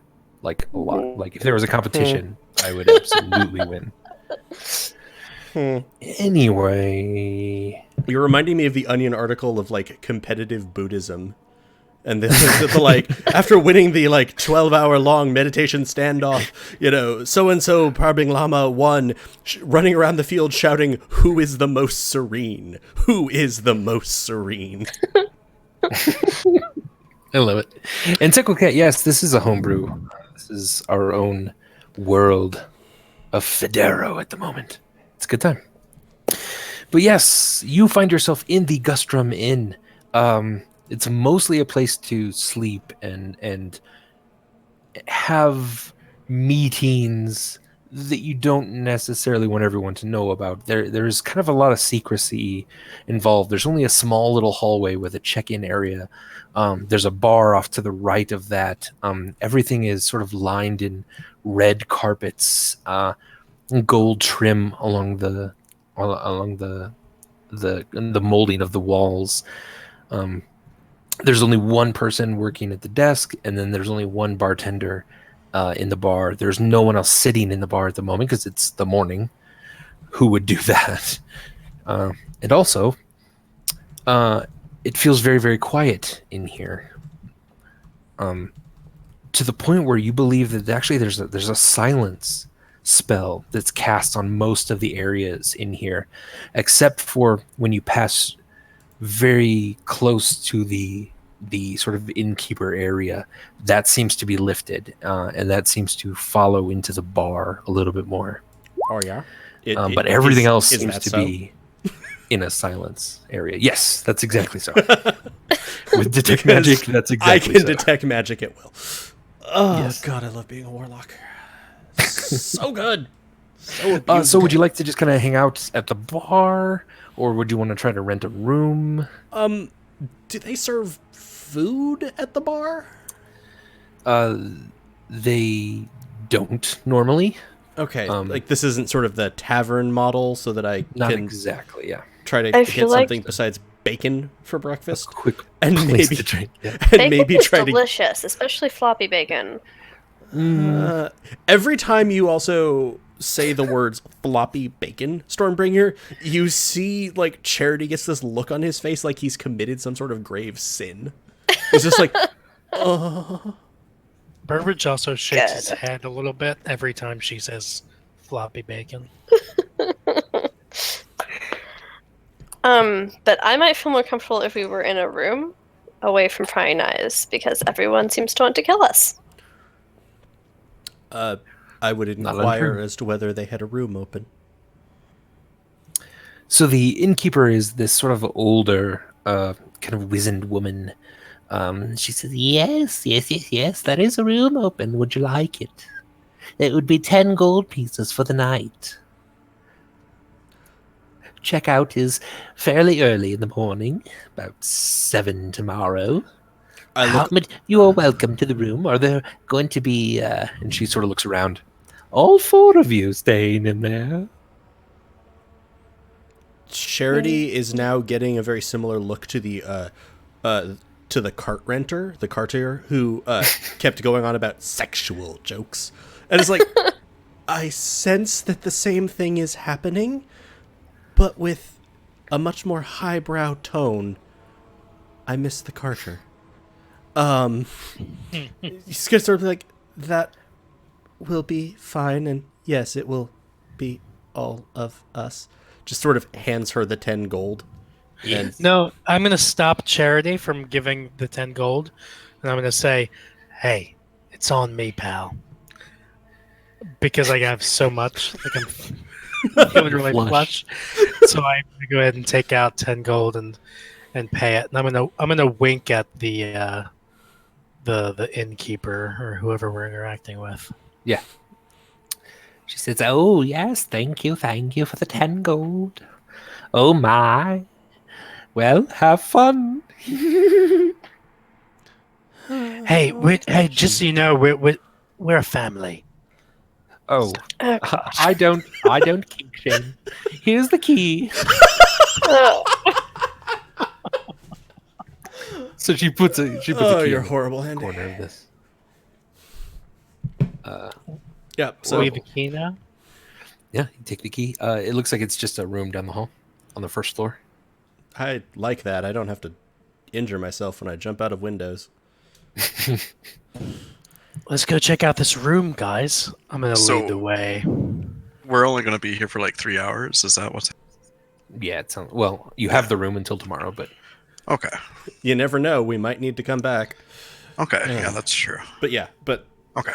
yeah, my Charity would say, I think that we should be... Do I feel like the silent spell actually extends down the hall into the rooms? it does. It extends down the hall at least. You don't know about into the rooms yet, but Okay. you go down the hall very silently. I still have And detect then you- magic up, so... Oh, certainly. Then, yeah, you can detect the spell. Doesn't seem to penetrate the walls too much. Okay. So they just sort of keep the hallway quiet, but it seems like the rooms themselves aren't. Right. So far. Okay. Right. Unlock the door. You get in your room. It's nice. It's got 2 large beds. There's a nice bowl of fruit in the corner. That's about it. Is detect magic pinging on anything? It's not. Nope. Okay. Well, Is the fruit real? Is the fruit complimentary? oh god. It seems to be. Stormbringer's gonna start eating it. I kind of want to eat. I'm What gonna type grab- of fruit? Yeah, what's in there? Oh, you have apples and pineapples and Vamaris strawberries. grabs an apple. Only the Stormbringer is- sexiest of fruits. Stormbringer's gonna pick up a pineapple and kind of look at it for a second, and look at other people picking up fruit, and then take a huge bite out of the pineapple. Are you rolling insight on a fruit? Yes. You would Oh, Stormbringer's eating it. You don't believe Clearly the it's fruit actually is fruit. hostile, nor do you think it's lying to you. Or poisoned. Whoa. Yeah. Okay. So it's not insight. Poison, fruit is poison not would lying. be a different check. Yeah, that would be something like investigation. Yeah. I'll go ahead Okay. and do an investigation check while Vamaris distrusts the fruit. Okay. Yeah. I'll Interpersonally. just. Yeah. I like this. Okay. And Burbage, you don't feel that anything is poisoned. I'm gonna grab a handful of strawberries and start. Ooh. And I'm gonna like flop on the bed, and I'm gonna start like tossing strawberries into my mouth. I'm just chowing down on the whole pineapple. I love You it. didn't like peel it or anything, did you? No. You're just No, biting no, through just- the... No. Straight up. I have never seen a pineapple before, So- but it looked good. I Spiky know- fruit is good. I feel- noticed the pineapple thing, but I don't react to it in the slightest because I know Stormbringer now. And that's So- just... I It's never Stormbringer. managed to eat my apple. I'm just watching Stormbringer. I feel like I just like to say that Charity ended up slightly distracted, partially because Galway ended up slightly distracted by handling some chat, which is fine. I didn't feel that, but I feel like what I looked up to was Vamaris like glaring through his mask at a piece of fruit. and like just fixedly staring at it as like Stormbringer begins chewing through it, and Burbage is just like inviting someone to paint him like one of your Parisian girls. Like eating strawberries over on like a fainting couch. And Charity is actually gonna like look around the room and like tear up for a second, be like, family. Aww. Paint me like one of your Poneways. Wow. At this, he's actually gonna pull out like the book and just sort of like draw a stick figure. Like that one. With a giant penis. Anyway. What the hell? You guys. Andy, R-rated. It's at least R-rated. At the most Soft R-rated. R! Soft! It's not. It doesn't go beyond R. Oh, God. Floppy bacon. Wait, did you think like R-rated was like the minimum we were trying to hit? Like Thanks. at least Thanks, Jay. R-rated? Okay. Bringing it back in. Good moment. Okay. Bringing it back in to the story. All right. Advancing the story. You wait here for another couple hours, and you're able to talk about anything or do anything that you want. But if no one has anything new, you will have waited about that time where it's about 5 till noon, where you can just step down the street if you'd like. I think Charity's big thing was like, we should hear what... Thank you, I hate parades. I think we should hear what Ponway has to say and probably just listen. He's twitching a little bit as he says this, and the feathers keep trying to sort of form his horn. Well, he goes, of course, "No." Charity. How else would we hear? You hear it by listening. Is there do we have a window in this room? You do, yes. I'm gonna jump up and super seriously like go over to the window and just kind of look out. I'd like to do a perception check, Please. kind of like a spy would. Oh.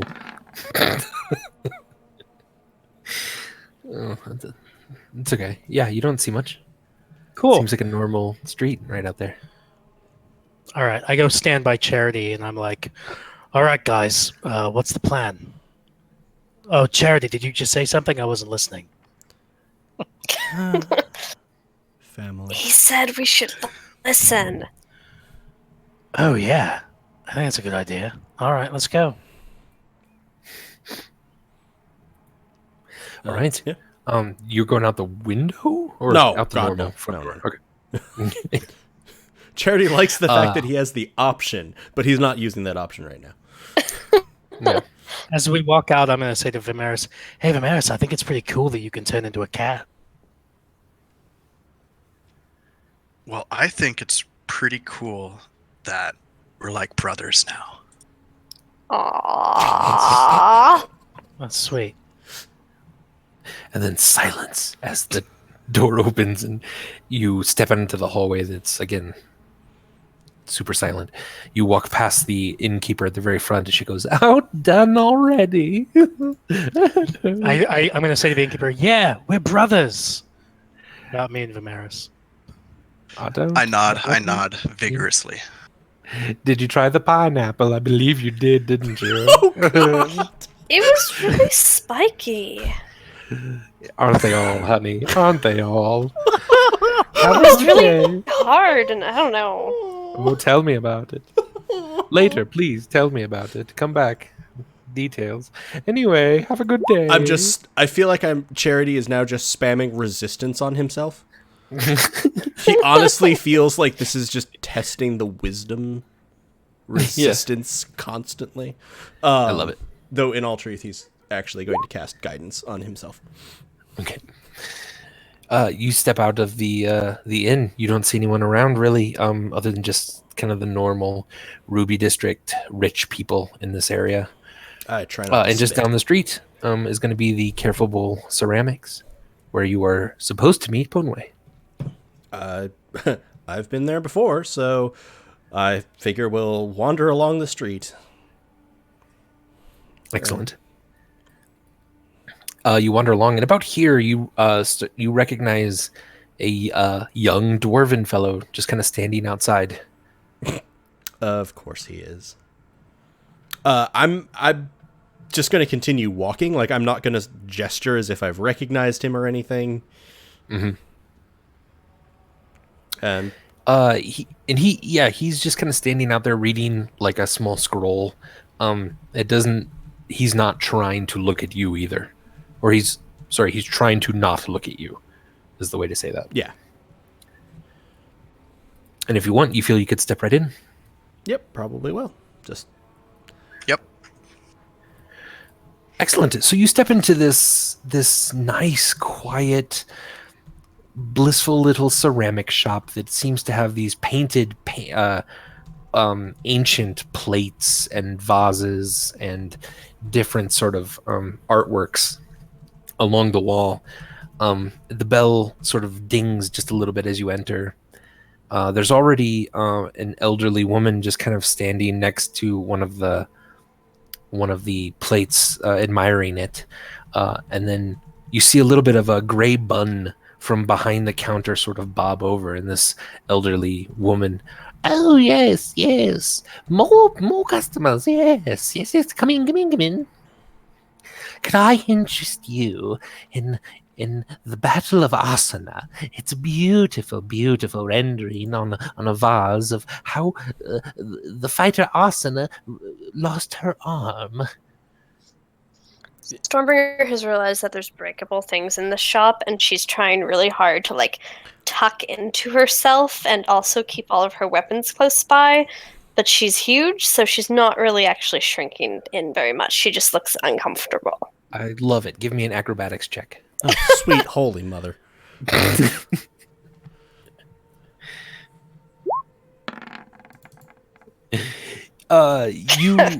You realize very quickly that you just barely can turn around at all in this room without going to knock something over. And as your axe starts to tip over one of the plates, Burbage is there, and he just grabs it real quick and puts it right back up. Nice. And you're able to not break anything at the moment. Thank you, Burbage. You're welcome. Maybe this is why it's good to be small sometimes. So, also at this, I'm going to sort of sigh and cast guidance on Stormbringer. Okay. Sounds good. So you have some benefits to that. And so, 2 questions. Yes. One, does the shopkeep seem to recognize Charity at all? No. Okay. She And does not. 2, there's one customer in here who is also, you were saying, a small older woman? Well, somewhat larger, older woman. Okay, larger, older woman.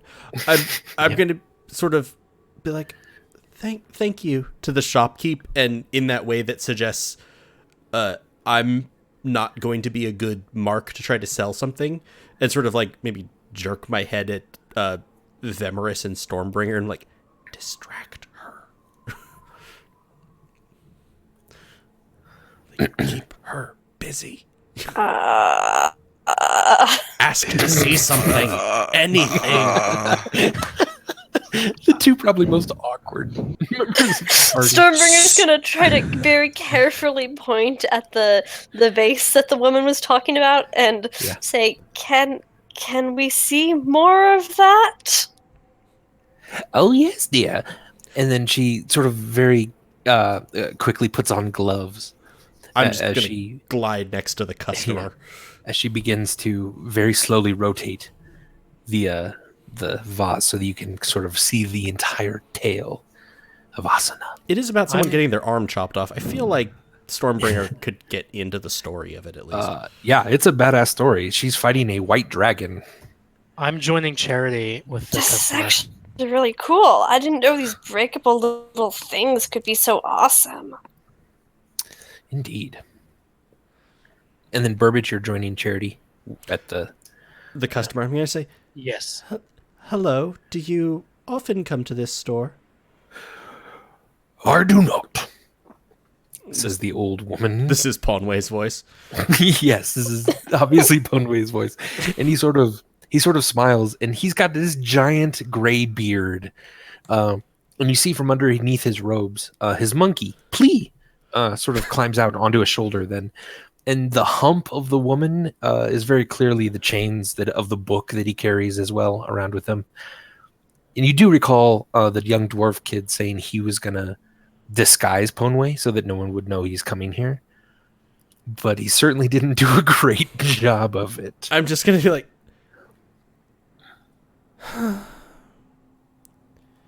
what did you need us for?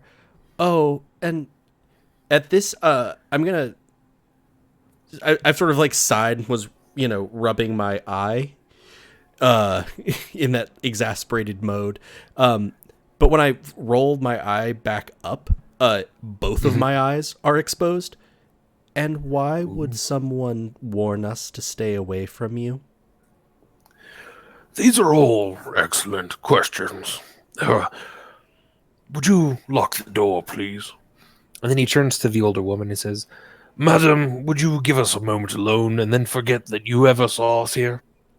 and he sort of wiggles his hand just a little bit in front of her. And she says, "Oh, of course. I don't think I remember." And then she wanders away into the back.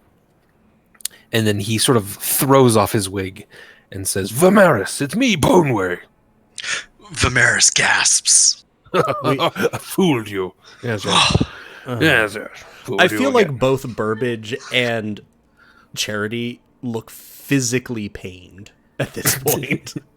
Yeah, definitely. This is an insult to us. He even takes off the robe then, and his monkey is now kind of darting around the place, looking at the different plates as well. How are all of you? I was very pleased that you were able to acquire the plant for me. I'm waiting for excellent answers to my excellent questions. Oh, I'm sorry about that. Yes, we'll gather round. Let's see here. The first question was, what is it that I want? Perhaps that could be answered a bit by the second question as well, which is, why would someone want to keep you from me? Well, where to begin? Have you heard of the news of Roth? Yeah. City burned down. Yeah, I've been talking about it for the last, 36 hours. Do you know why it burned to the ground, the entire town? Because they worship false gods? That's certainly not true, Master Kemp. No. In fact, most of Froth worshipped Rin in her fates. Oh. No, That's who you certain- worship. Well, yes. That is certainly not the case. No, I have a feeling that seems to be coming to fruition. And I am very, very afraid by it. There is a sickness, a plague, that me and a few others in my profession are calling it fire blight. The plague is horrendous. It will heat up the infected body until that body eventually catches fire and explodes, raining down bits of ash to infect those around it. I am very, very concerned that in crowded cities, where this would destroy entire towns, entire cities, entire worlds for people. You're saying that Roth burned down because the people of Roth all caught this fire blight? Some of them, yes. That sounds Yes. awful. I don't like blights in general, but fire blights. Good God. So while this is existing, I have been taking steps to ensure that Phidero will remain untouched as best as I can. But I know that even strict measures at our gates and our borders will not contain or prevent such a thing from happening. No, eventually we will need to find a cure. We will need to find a solution. And believe me when I say that the plant that you acquired for me is part of that solution. But I'm afraid it's not quite enough. I need one more of those plants. And I know exactly where to find it. Do you think you could rally yourselves in your bravery to go and travel and find this and bring it back for me? I think this is probably the only way. And when he says that at the end, he very purposefully looks at you, Vamaris. And he has this knowing look in your eyes. In his eyes.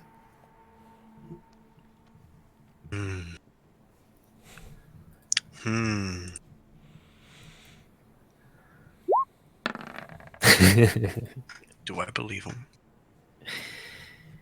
Yes. Everything he said, it was true. Yeah. All of it. He believes exactly what he says, if that makes sense. He thinks there is a fire blight disease that he needs to prevent Phidero from getting. And he's given you this knowing look. Is the fire blight related to the chill winds? I believe so. Yes. In what way? There are ways the world attempts balance. And I can only speculate at what is causing the fire blights. Perhaps we are merely treating a symptom of an underlying cause that I do not yet know for certain. Either way, the symptom itself will kill us all, and it must be our main priority at the moment. Vamaris pauses, and then he asks one more question. Do you consider yourself a spider? A spider? No, I don't. Is this city your web? How connected are you? Well, I am fairly connected, certainly. And my power is waning. I am one of the newer members of the High Priests. And there are some who wish to see me gone already. Why?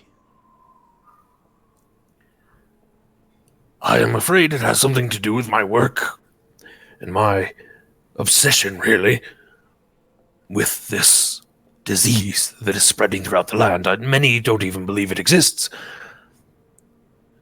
And certainly there are those who would not wish to prevent any merchants or trade or visitors to our fair city, when perhaps that does need to be done.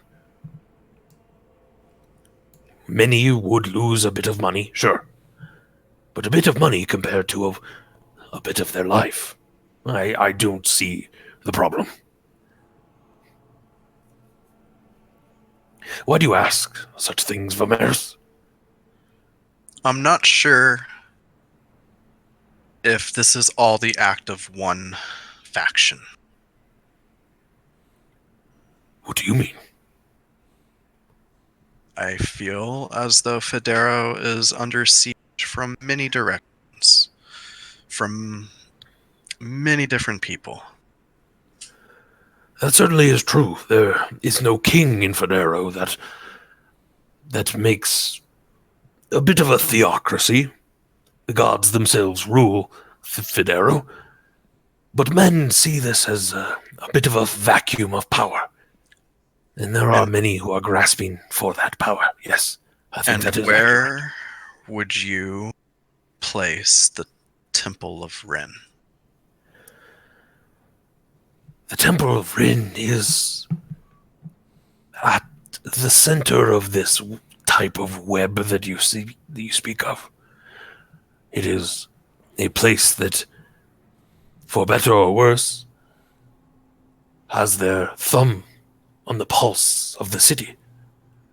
They seem to know what is going on and guide the city in certain directions through their enforcement of the laws of the land. It is not a perfect system by any means, A finger, but perhaps some of us may work within it. a finger placed too strongly on a pulse ceases that pulse entirely. Not untrue, Charity. And if that finger is poisonous, it's worse. And Vamaris Also, this is also very true, Vamaris. Yeah, and what if the finger Charity? has like spikes or something? You know, Spikes Or are like, is it- yummy, though. a giant finger. I What are we think- talking about? I think we're diverting from the Spikes. topic at hand slightly. So, Interesting. you believe that Yeah. certain priests within the temple are attempting to remove you because they fear the cessation of trade or an interruption of it. This certainly may be the case from within the temple, but there are even those within the city that would rather see the temple not be a place of power at all. And yes, the temple itself is a bulbous, fat king. And if you remove that king, can you guarantee me that there would be something better in its place? I do not believe that the church is the king in this place. It is coin. It just so happens that the church has amassed the most of it up to this point. This is very true and very wise, Charity. Tell me, do you have leads on who might be trying to stop you? Names, locations? If, for example, an afraid- innocent family had been kidnapped, would you Yes. know where they might be taken? I believe I do, Charity. And while you are away for this mission that I've sent you on, I guarantee that I will find them a new home. A freedom that even in their Sandkeeper's Quarter they had not received. I'm very, very sorry that they were caught up in any of this. Yeah, I mean, that seems to be the truth. And it seems like he has been already thinking about this quite a lot.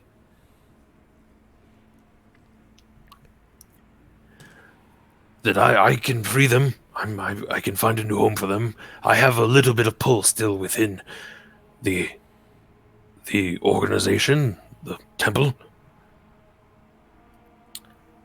as well as a bit of coin. And I would be willing to give you 500 gold pieces each for performing this for me. It is the last of my money, and it is all that I could remove from the temple before I would be shut down.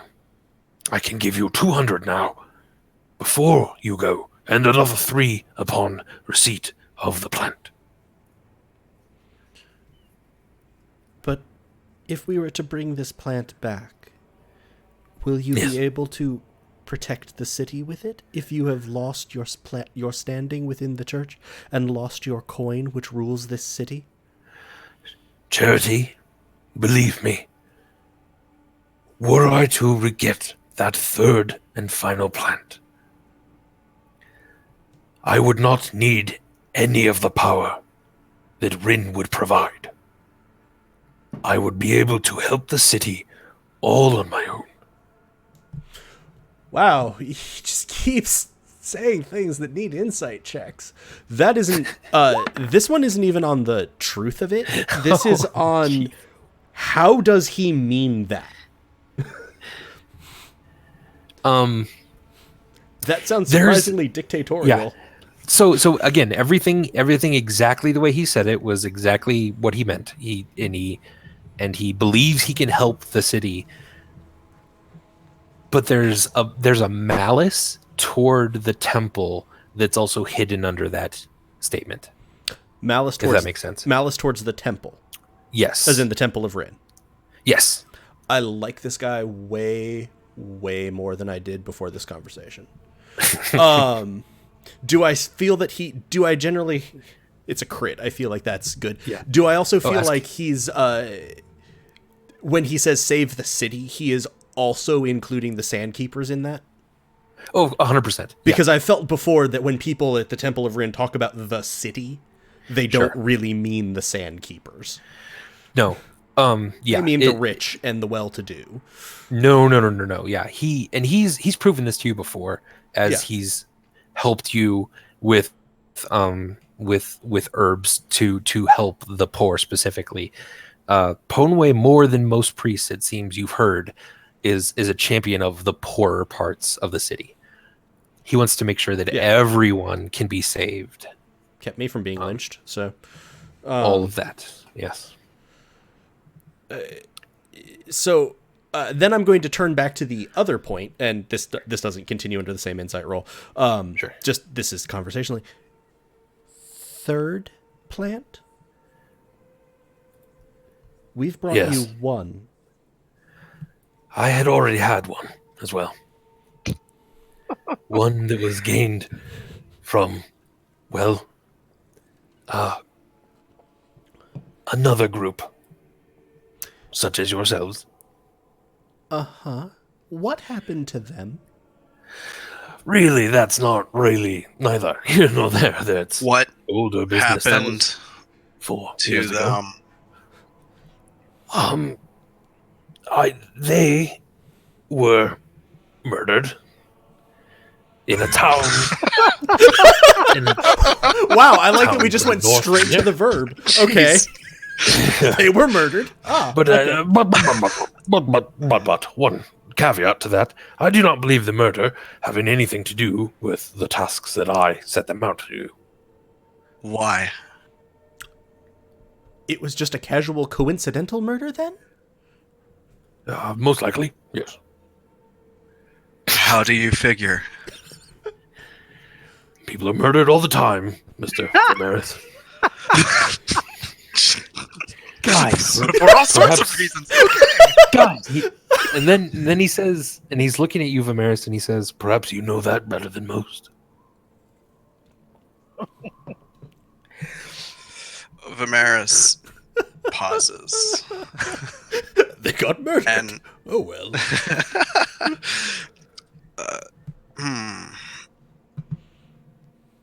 He shuts up. guys, you are asking the wrong questions. Ponway, all I need to know is, are we cooler than they were? Master Burbage Kemp, you are so fucking cool. Yeah, right. So, like, did they have like a cool guy like me in this group? They did not. Perhaps, They didn't have any kind of cool guy. No wonder they got murdered. perhaps it was their downfall. Yeah. So we're definitely like, you would say that we're better than they were. Like we're Oh, your quite. favorites. Yes, you are my favorite. Guys, we're his favorite group. We should totally get this plant. Ponway, if the plant is on another weird island, No. we might have some trouble because Yes. the last ship you sent us on, you Beepus's, didn't. yes. Yeah, Meepus' ship.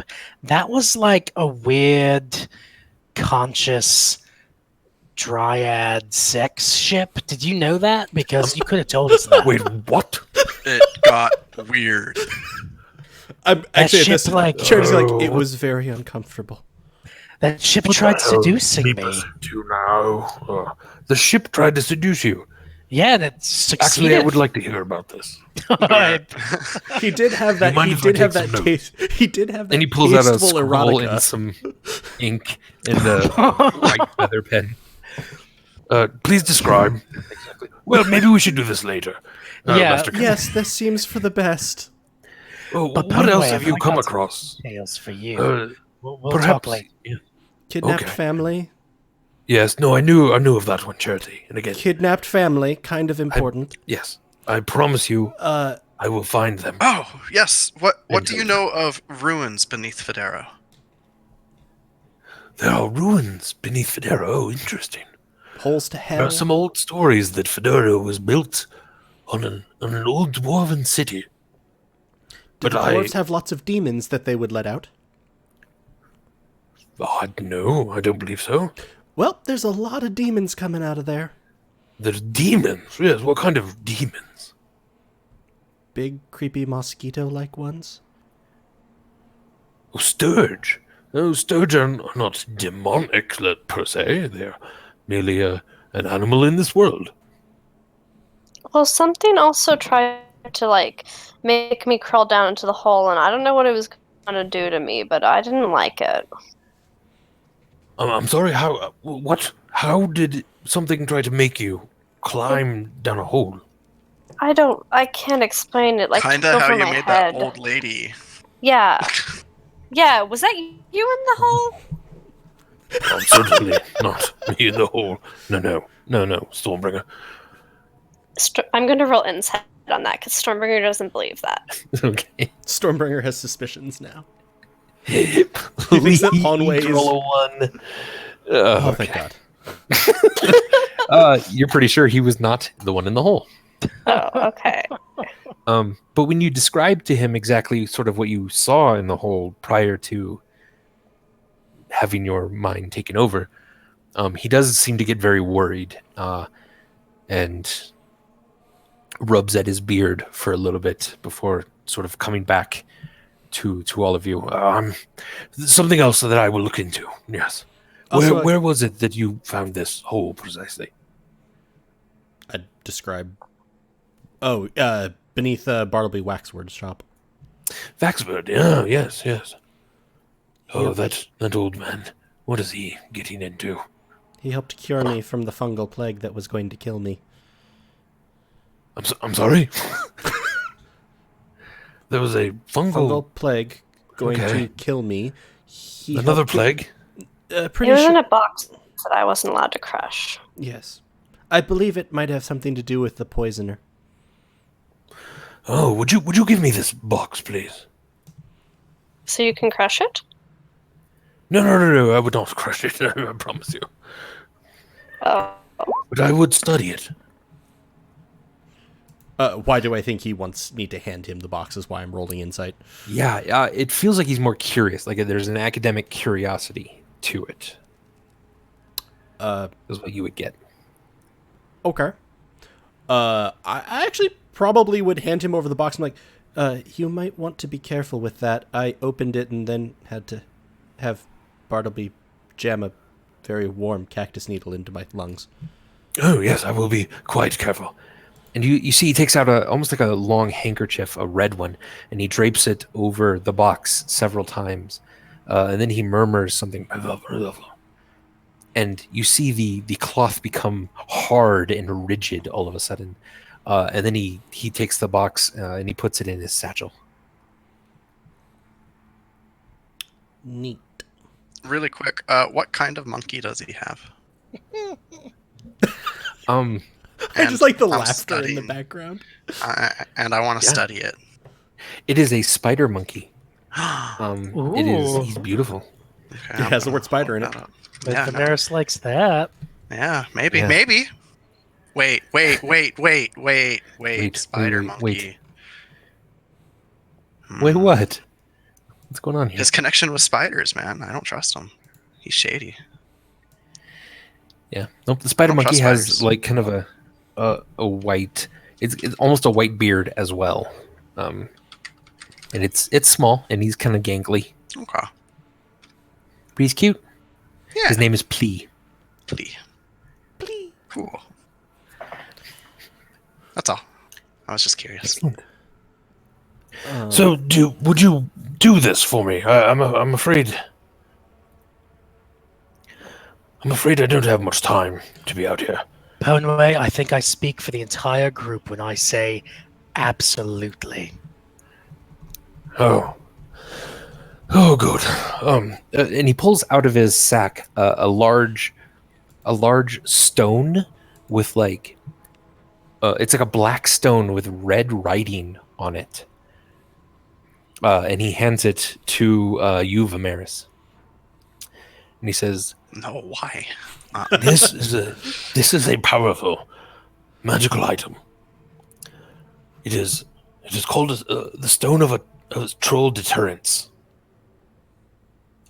Did you say troll deterrence? Yes. No troll will get within 100 feet of the stone. Like a Is literal that- troll? Yes, a literal troll. No, it keeps the net trolls away. Well played, Adam. Well played. I'll pick you up on that. Of course, it's a literal troll. A troll that's a monster. It will not come within 100 feet of this.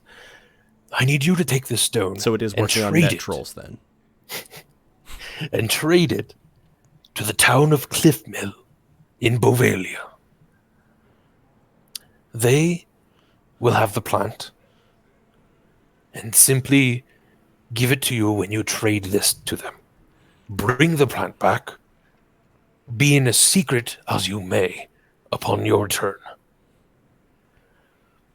Now, there are several ways to get to Bovalia. I was simply going to suggest Meepus once more, but it feels like that I'm might not not sure be if the that's safest the best route. choice. They're I working also on do some trust a relationship caravan issues. master who will leave for Bovalia. It's slightly slower, but I think it might be safer for everyone. What's the caravan master's name? The Upus? caravan master's name is Tellywood Tyne. Oh. That's a cool name. I love your running NPC commentary. Tellywood Tyne will leave in 5 days from. Let me I'm picturing- think of my notes. I'm looking at them in making my that noise. head. Whoop, whoop, whoop, whoop, whoop, whoop, whoop. Will leave from Locktown in the northeast. He will leave from there in 5 days' time. 5 days? Yes. What are we going to do in the meantime? Like weird little side quests? I mean, you can do whatever you want. A lot of people seem to be looking for us in the town at this juncture. It seems a little risky to stay here and do weird little side quests for 5 days. Well, you could leave town and go to Locktown, the small settlement just outside of the gates. If you are worried about the guards, the acolytes of Rin, they have no jurisdiction there. It is a bit of a lawless place, sure, but certainly one where you could lie low. So that means we could kill them and no one would care, right? If they came there? Well, no one in Lockdown would care very much, yes. Okay. But I will see what I can do as well, as turning the heat down as well on you. It seems your names have popped up several times in the halls of the temple. I believe that I could squash a bit of that, at least for 5 more days. And then you would be able to get out of town a little bit, let the heat cool down. Could you also literally turn the heat down? Because it's really hot here. Oh, yes, absolutely. It's very, very hot. I do not love wearing these robes. And he lifts them up a little bit and he says, "This is why I wear nothing underneath them." Oh, Wait, God. how high did Hey. he Oh! Just like Okay, up to put his it down. thigh. Okay. Shut it down. Prudes. Shut it down. Lower it down, man. Lower it down. We don't need this. Like, okay.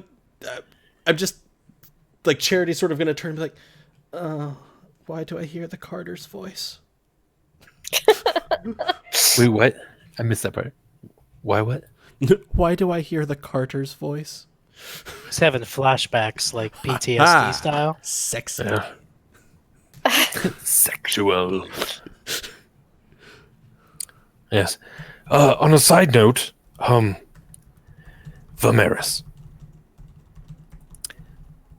How to put this? The town stables in Wistomer has a new horse master. An elf, scarred in 2 vertical lines, with another horizontal line across his face. A very unusual but distinct pattern, wouldn't you say? Aye. That is also on the way to Bovalia. Where was he? Wistomer. Wistomer. Thank you. I thought you would be interested in this news. I've spent a great deal of time looking for this person myself. I thank you. Yes. Well then, shall we part ways? Just And he pulls out another kind of large sack and sets it down and says, This should be 800 gold pieces. You will have this now, and 300 each more upon the safe return of the plant. Do your best. Be secretive. Be silent if you must. There are many who would be worried about what I would do with such things. My young master, Brugerlin, he could arrange any travel expenses or equipment that you might need in the meantime. Let him know. Until then, I should return to the temple. Safe travels. As Ponway like starts to leave, I kind of grab his arm and I say, "Hey, Ponway, have you ever thought about saying, like, instead of saying we should part ways, like maybe saying like we should pone ways?" I have now. Cool. Yeah, you should try it. All right, I'll let you go now. See ya. You certainly are the coolest I've ever come across, Master Burbage. Oh, I'm gonna kind of clutch. I put my hand in my chest a little bit. And I like, thank you so much, Ponway. Did That really means a lot. you just swoon slightly? Yeah, I swooned. he puts on the wig again. He puts on the sort of old lady robe over his like chained book. He says, "Plea, come now." And Plea jumps over, gets in the robe then as well. He ties it, and as he's starting to leave, he does say, Oh yes, well remember, this mission will take you into Bovalia. Master Kemp, Stormbringer, perhaps you should take care. All right then. and he opens the door and sort of hobbles out a little bit in a weird walk that you think he's trying to mimic an old lady, but it's just terrible. He just kind of looks like he's having a spasm. A little bit. Yeah. Like, I'm watching. I'm like, there he goes, master of disguise. I feel like I'm picturing Vamaris with like his eyes behind the mask, like glittering. Like it's They so are majestic. absolutely glowing. Yeah, he's like, what a master. And like Charity and Burbage is like, oh god, this is not good. This is not good. All right. What would you like to do? Charity has probably never seen this much money at one time ever. Indeed. Yep. Let me also draw your attention to a few handouts that you do have. The Phidero postings are in your handouts section. This includes small sort of side quests that the town does need help with. Weird are little not, side quests. You're not at all expected to do anything with them, though some of them might be beneficial, have more gold, have more information, though, of course, a little bit of metagame here. They don't have anything to do with the overarching story. You wouldn't destroy anything if you didn't do these. But they are there available. Could we potentially destroy something if we did do them? No, certainly not. No. Okay. And then also downtime activities. Just a reminder for anyone playing D&D, downtime activities are a thing you can do. They sort of speed up the storyline, which you will have 5 days to yourself. It seems like he's going to contain some of the heat that's on you guys, so you don't have to necessarily feel like you're hiding as much as you were. So feel free to go through any of these and try to do anything that you'd like there as well. Kind of makes sense? Yeah, so basically we don't need to be as terrified as we've been according to Ponway. Theoretically. We have some jobs we could do about town that might get us some coins, / also just have whatever impact. Part of what I'm thinking there is the Sandkeeper posting. Like the sand monster. Downtime activities just looks like a big globe to me. Am I doing something wrong? Scroll down. Yeah, underneath it. Okay, thank you. Downtime activities become the world. I'm sorry, I still love the fact that we have buying, selling magical items, crafting items, carousing, gambling, crime. Just crime of whatever type. Absolutely. We can just do crime. We could just do a crime.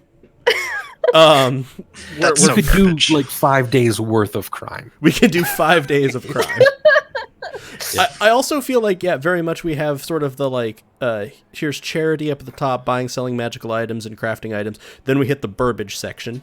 Carousing, gambling, crime, maybe pit fighting, relaxation. Yeah. How about pit relaxing? Kind of like that. Pit criminal pit relaxation. Yes. Get real Only meta with relaxing your pits. Illegally, of course. It's not legal, not at all. So, what do you think you'd like to do? I think we should probably get back to our room in the inn, because that seemed a relatively secure place to be.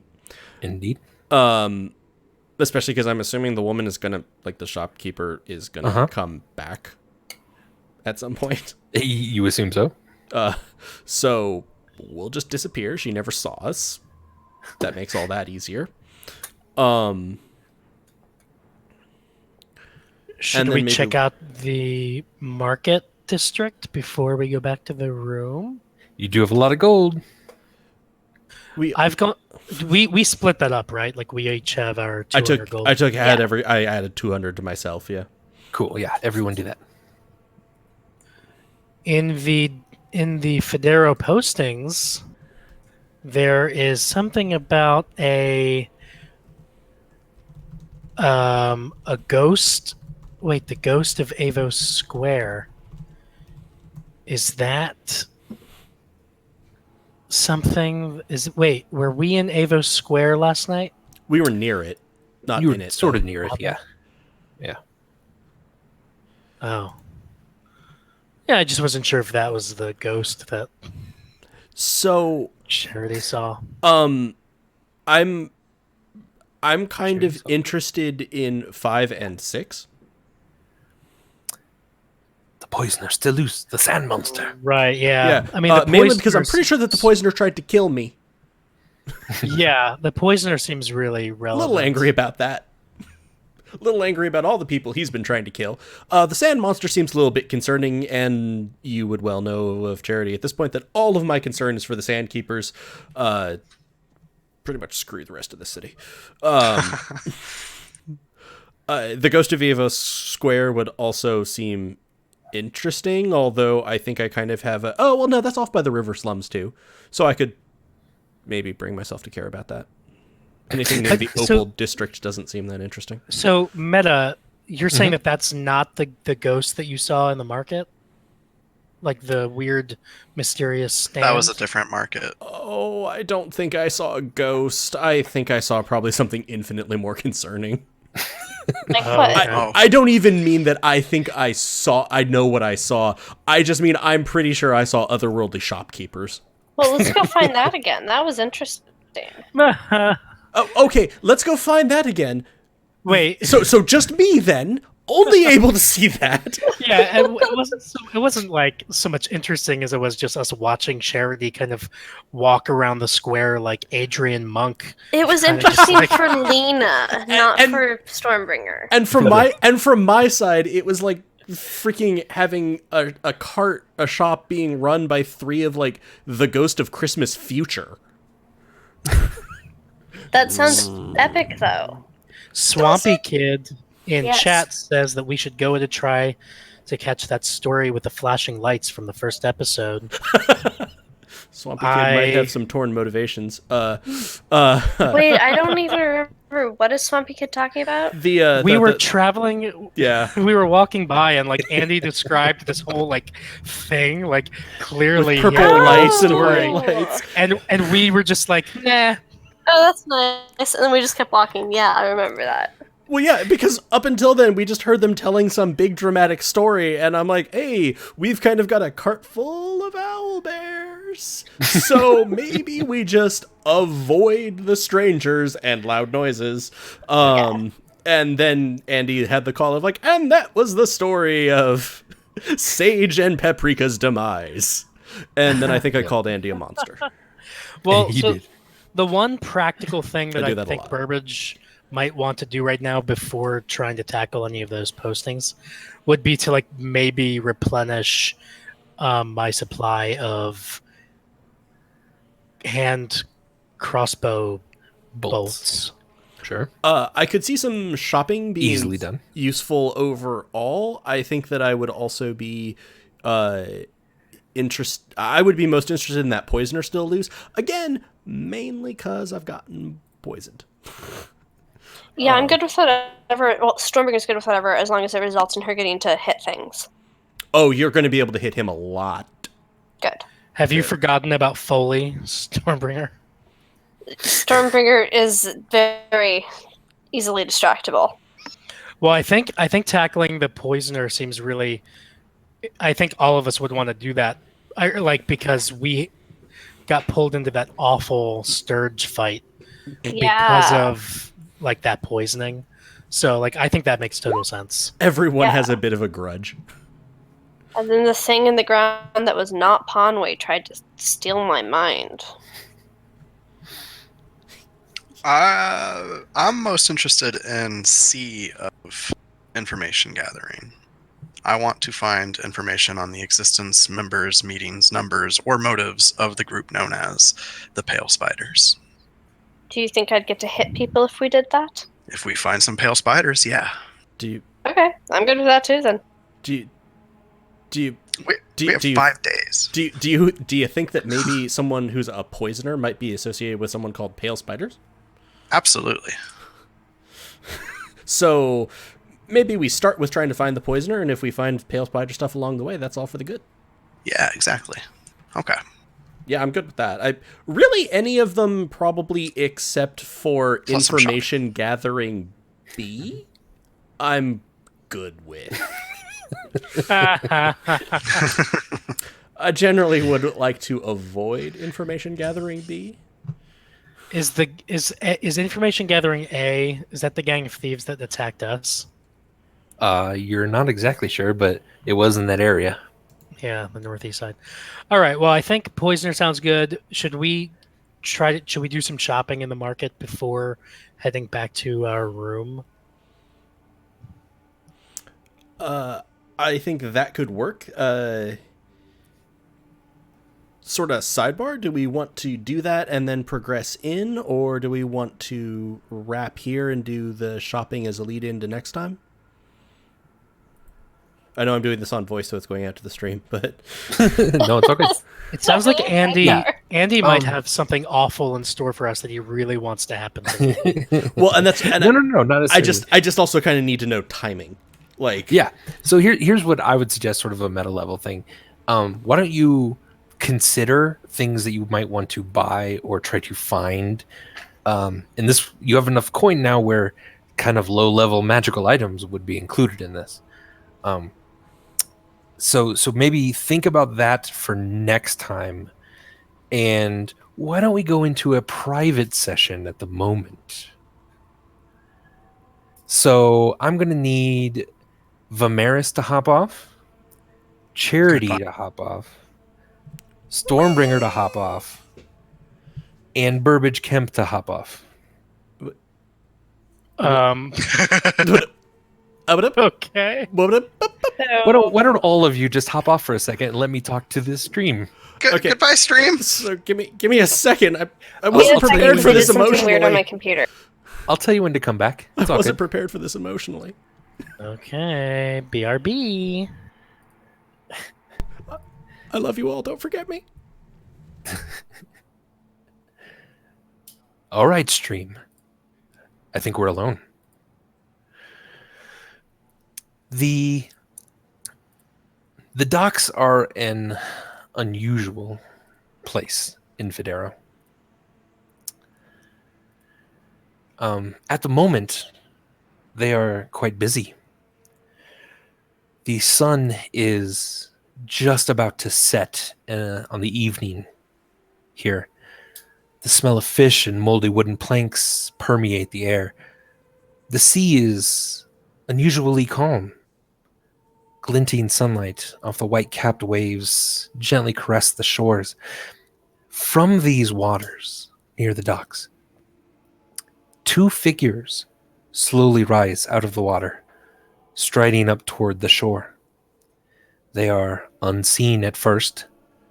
Then, a cart seller on the shore turns away from his horse to look at the ocean and see a beautifully dressed human-like figure emerging. Two of them, a male and a female. Their clothes immediately dry as they rise out of the water. The male, dressed in blue and green flowing robes, has a golden circlet on his head. The female, tattooed on her face, a beautiful and shimmering blue ink, which denotes an intricate turtle design. She carries a large limp mass out of the water. As these two figures approach the shore, the cartman runs out to meet them. Closer now, he recognizes the bundle that she is carrying, and he says, "Milo!" And he runs up to the figures. Several others now join in from the shore. The two figures lay Milo in the sand as those gather around him. His body is broken, bruised. His right leg is completely missing. They rush around him. They give him water. He's alive, miraculously. And he utters a word, a small word, that is probably mistaken by those around him for gratitude. He softly says the word, "Charity." The cartman speaks to the two mysterious figures. "Oh, thank you, you saved him." And the two figures simply smile wide, synonymously, but remain silent. They look to each other, and then their gaze turns to Phidero.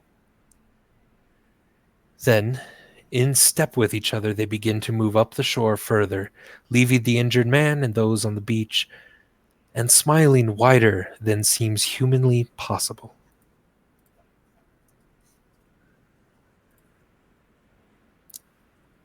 And that is it. we will have everyone come back at the moment. I'm back. Thank you. So hopefully you're done. Let's Your keep our sketchy little stuff. secret there. Just a little bit of added information for you for being with us at the moment. Secrets. So now that everyone is returned, that concludes tonight's episode of Goats and Dragons. If you enjoyed this and are curious to see where the story goes, please give us a follow on Twitch, where we are simply Helpful Goat, or subscribe on YouTube at Helpful Goat Gaming.